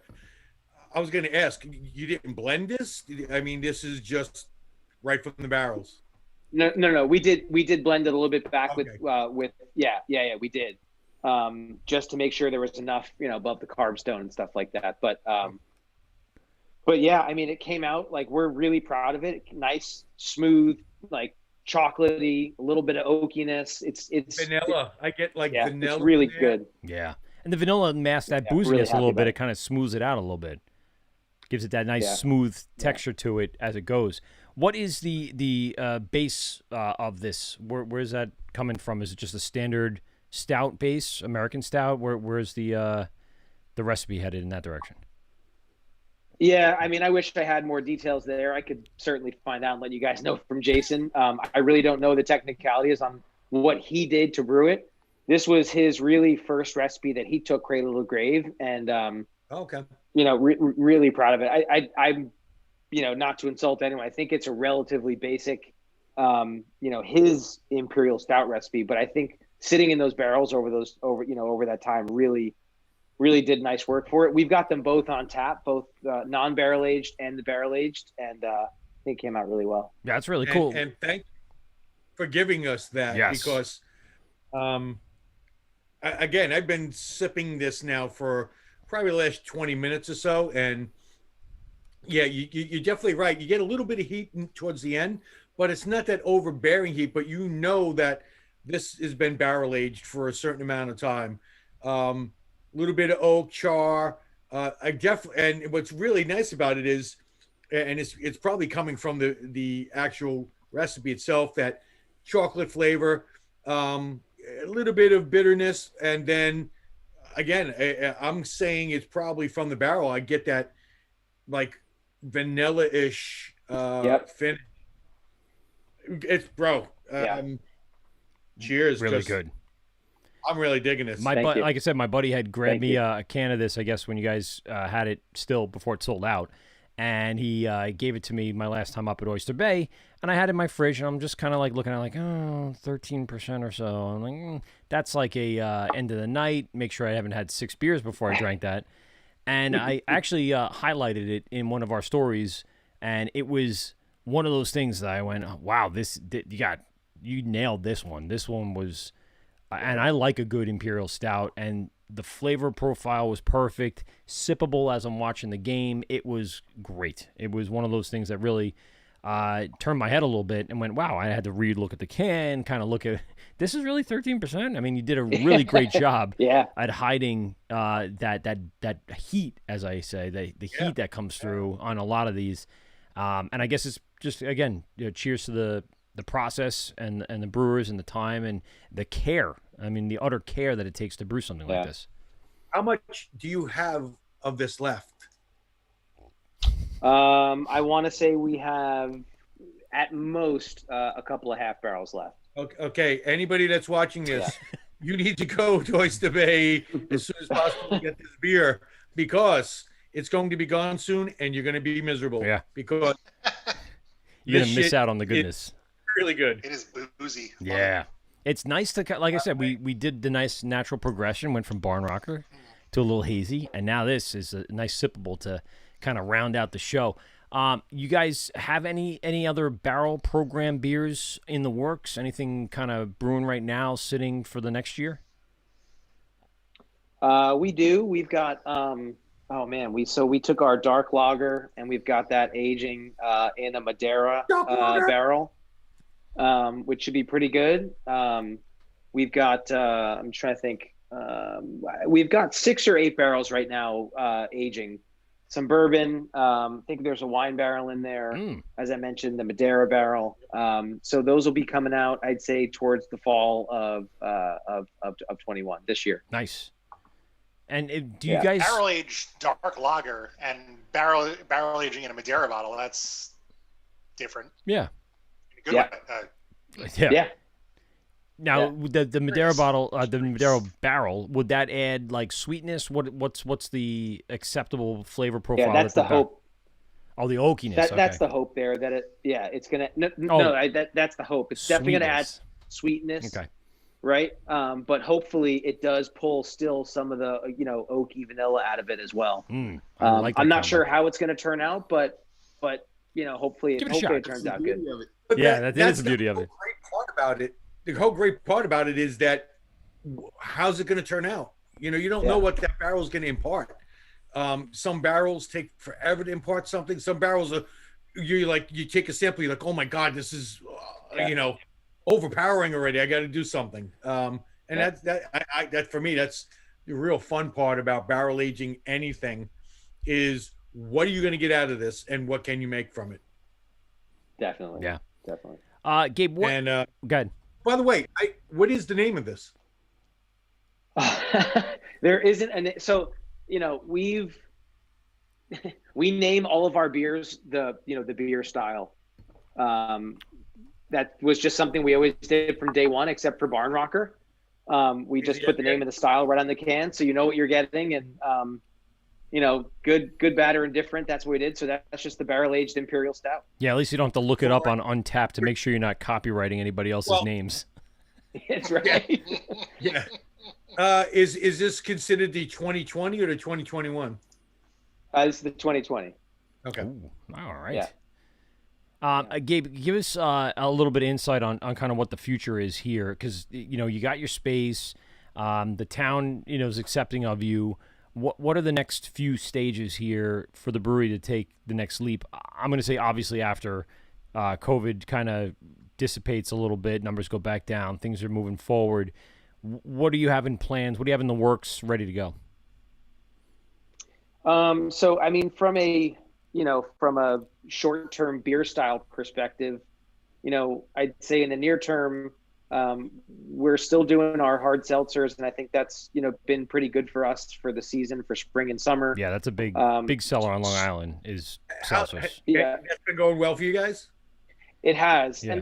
and we took a lot of time. It probably took us a good 4 to 6 months to figure out the process behind the seltzer. It's very different from a beer in terms of how long it takes to ferment. Yeah. Making sure there's no off flavors and aromas. It's not the easiest thing, but anyway, it took us a while to figure that out. And so I was going to ask you what goes into the seltzering process. How different is it from beer? What's the process look like compared to a beer process? So we do our seltzer just with sugar and water. Okay. You can do seltzer with as a malt base as well, but we chose to take the sugar route. Okay.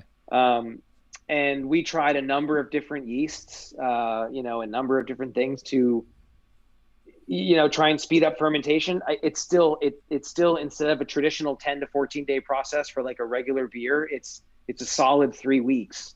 It just takes so much longer for the yeast to get going and to really drop. It just takes longer for us to plan. And so what we wind up doing is, you make a batch of it at a higher ABV, and then you blend it down to sort of get it down to the level you want to be at. We send it out for testing to make sure on the calorie level and the sugar level, because when you make a product like that, it's FDA labeled and approved. Correct, and all those yeah. numbers have to be accurate. So yeah. Gotta be dead on pretty much, because that's the government agency looking at your shit. Do you have to send stuff out for sampling and stuff like that? They have to test it and everything for you?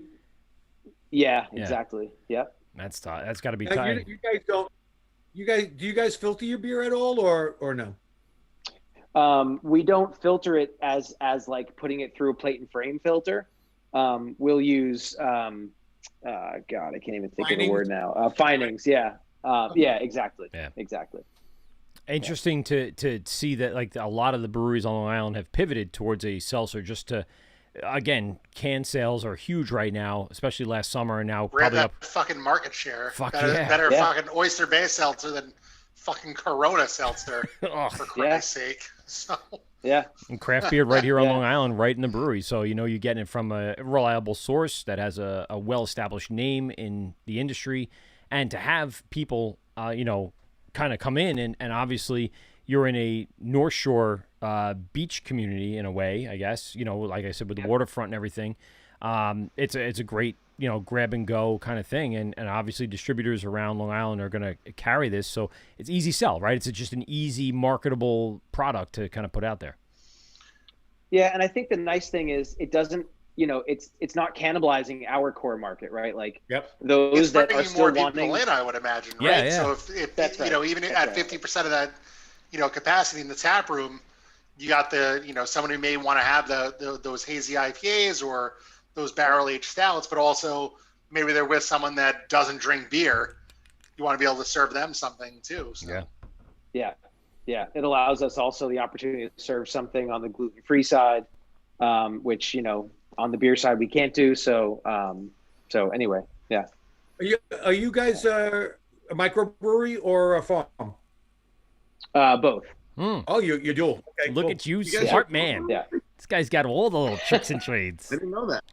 Yeah, that's brilliant. I think at some point, as they relaxed the microbrewery, sort of rules and gave the microbrew, sort of, more room, it makes less, I would say for us, less operational sense to carry the farm brewer's license. Just, all the future requirements around sourcing grain and sourcing hops at scale make it really difficult. And what does it take to maintain that license? Like, do you have to brew a certain amount every year under that license? Yeah, absolutely. And there's increasing percentages that you need to do, if you have something over like certain time Barn periods. Rocker, I would imagine that makes it pretty difficult. If you need to, those ingredients need to be pretty consistent, and that's a volume beer for you guys. I would imagine that's It's gotta be tough. Yeah, it's not easy to do. I mean, the industry locally just isn't there yet to support, And that sort of stuff at scale. So those rules right now, though. Are they? I believe. I mean, are they really coming in and check? Are they checking your grain bills? Are they doing that? I know most people. They were, but in the COVID times, obviously, it's like, all right, well, we don't have time for this shit, I know right before COVID, I had talked to a few brewers, and they actually had done a real route down through Long Island, and the best part was the very first brewery that they hit was St. James, who pretty much all his grain is all New York State. Yeah. So they hit the right one to start with.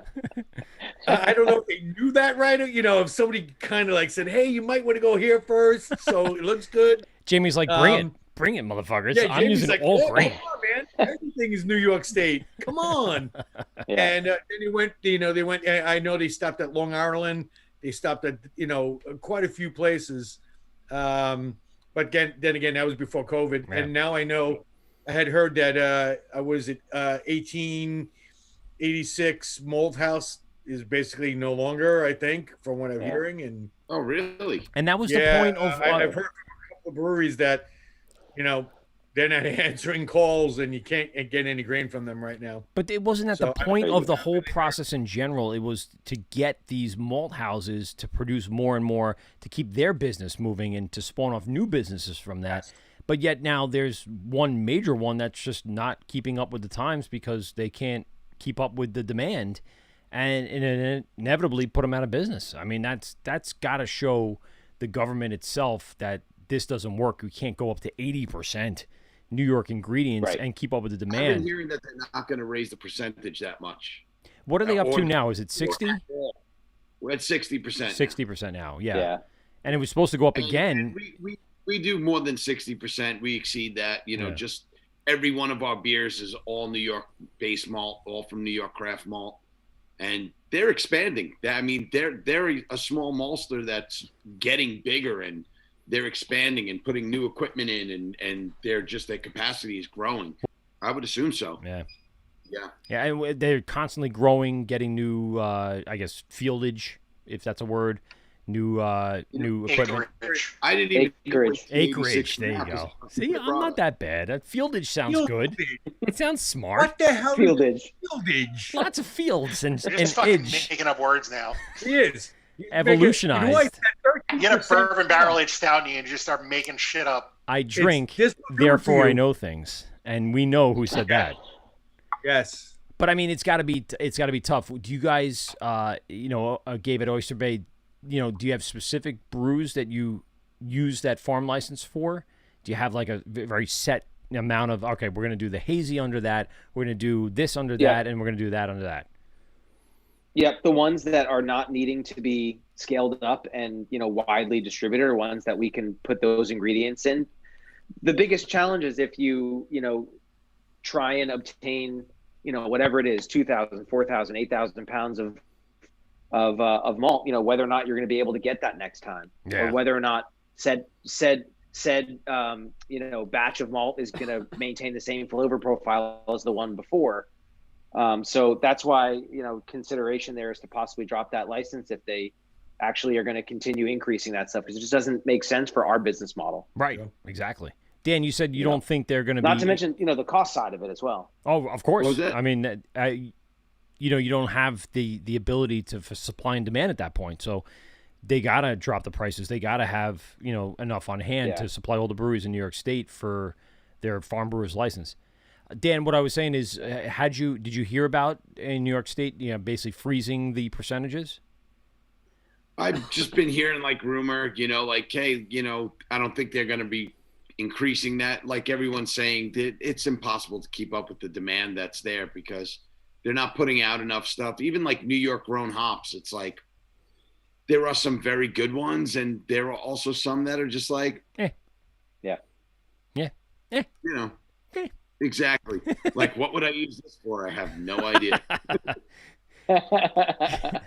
I'll just throw it in a stout. It'll just blend in and it'll be fine. As long as I'm using it, it counts towards the percentage. It has a very low IBU and not much of a hop profile, and you say, all right, I have to meet my quota. I'm going to use that hop. Lots of session ales. Lots of sessions. As long as it's in there and it meets the percentages, you got it covered.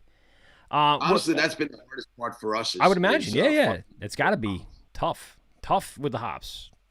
So, I mean, and that brings me to what I was about to say. It's a matter of weight, right? It's a matter of percentage of ingredients. So a larger percentage is the malt. So the malt areas are what's really going to benefit from that farm brewer's license, right?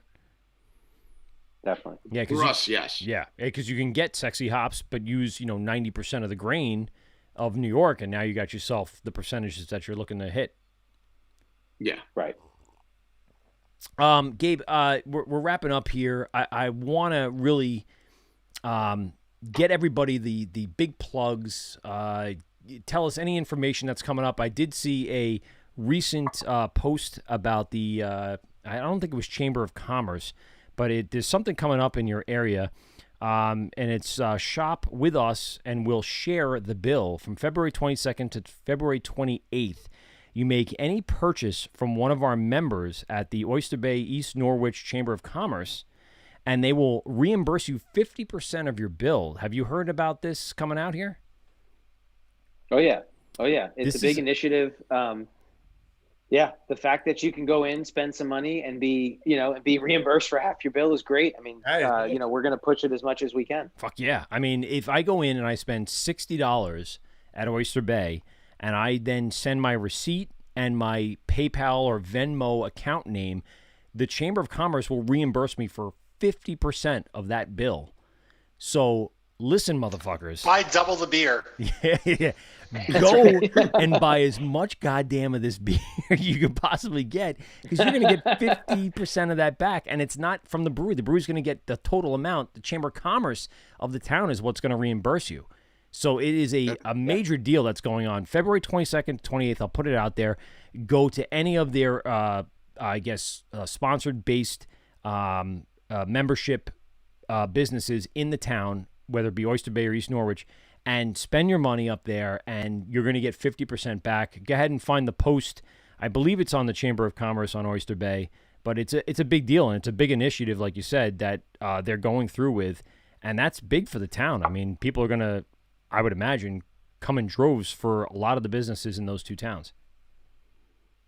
Yeah, I mean, certainly something we need in, I would say, probably the quietest time of the winter, right? The January, February months are really tough. So getting people in and having their bill reimbursed by half it's amazing. Yeah, amazing. That's a big deal. I mean, that's unheard of here on Long Island. And that is an amazing amount of cash that could be back in your pocket. They'll reimburse you up to $30, just so you know. So if you spend $60, you'll get $30 back. After that, it's all on you. But there is, an obvious movement here to get people to go up and spend money on the businesses in these towns. And again, we heard about Canterbury Ales closing. These businesses are not at full capacity.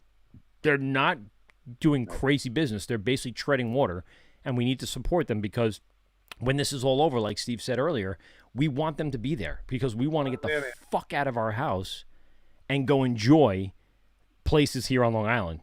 And I hope other towns take initiative from this. I really do. I hope a lot of townships start looking at this and going, wow, this brings a lot of, clientele into the town, into the village, into whatever it is.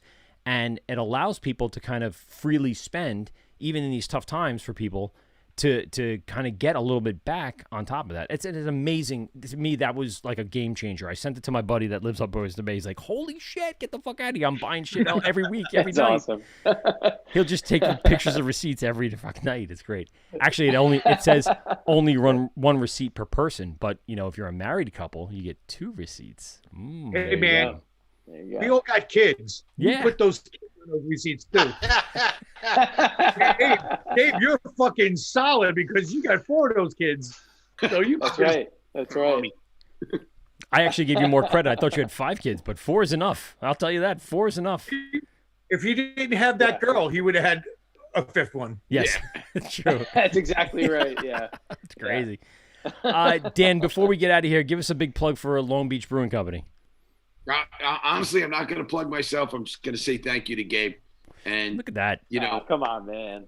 Absolutely. Plug your ass. Thank you for helping us out from day one. Humble upon humble. and all that. You can find Oyster Bay and Long Beach Brewing Company's beers at Some Guys Beer and Soda. Yes, you can. Sunrise Highway in Lindenhurst. Here's a new one. Go out and get this one. Oh, Zappa. There you go. All right. It was funny. Earlier on, I was going to ask you, but we were busy talking. How do you feel about it, bro? What's that? How do you feel how that came out for you? Ooh, I'm loving this. Good. I honest to God, I've never used Zappa hop before. And that was the thing, because I've only had it one other time, but it was with several other hops. Nope. So straight Zappa, single hop, strawberries, melons. I'm very interested to try that beer, man. You're gonna have to get it. Really drinkable. Some really guys sweet. So that's on the shelves right now. So we can go get that at our local Home D's, Dan. Or at his brewery, we can pick it up. There you go. Come down to the brewery and get it this weekend. Ooh. There you go. Stand it up. It's nice and fresh. And how many cases you got left of that? Oh yeah, enough for us. Enough for you guys to come in. Nice. It's awesome.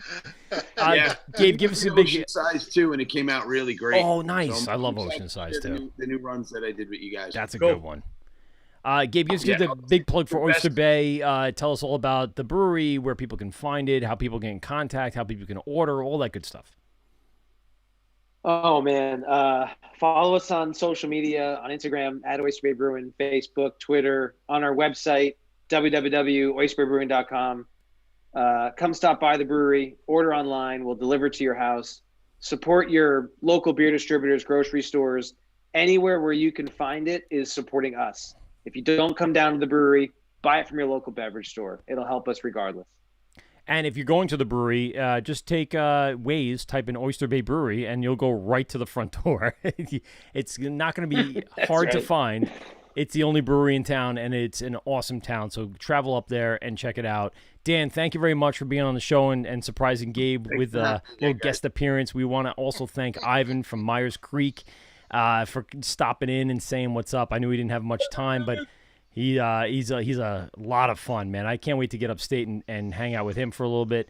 And, of course, Gabe, man, thanks for all your hospitality this past weekend, and thanks for being on the show. Really cool. This show and the video and the audio will be out in podcast form on YouTube and, of course, over on our Instagram. I think we were able to actually keep almost the whole show on Instagram this time. Awesome. And, of course, if you go over to any of your favorite podcast platforms, you can check us out tomorrow. It should post tomorrow. Spotify, iTunes, Podcast, Apple Podcasts, whatever you want to go to.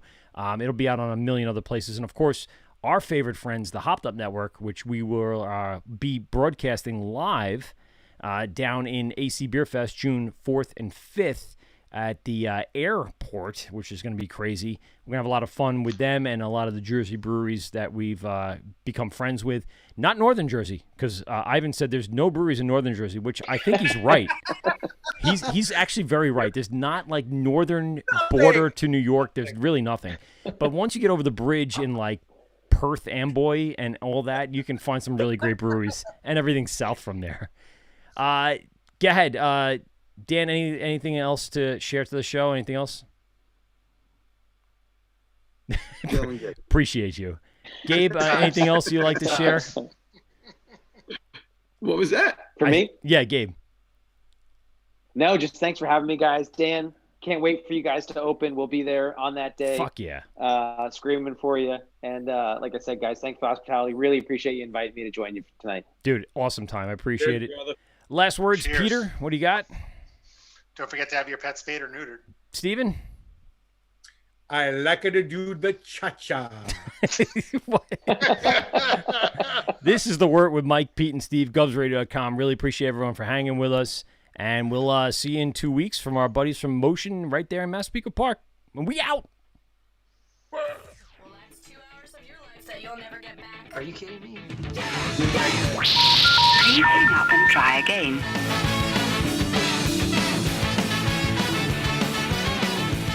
This has been The Wort on Govs Radio. I hope you're drunk enough.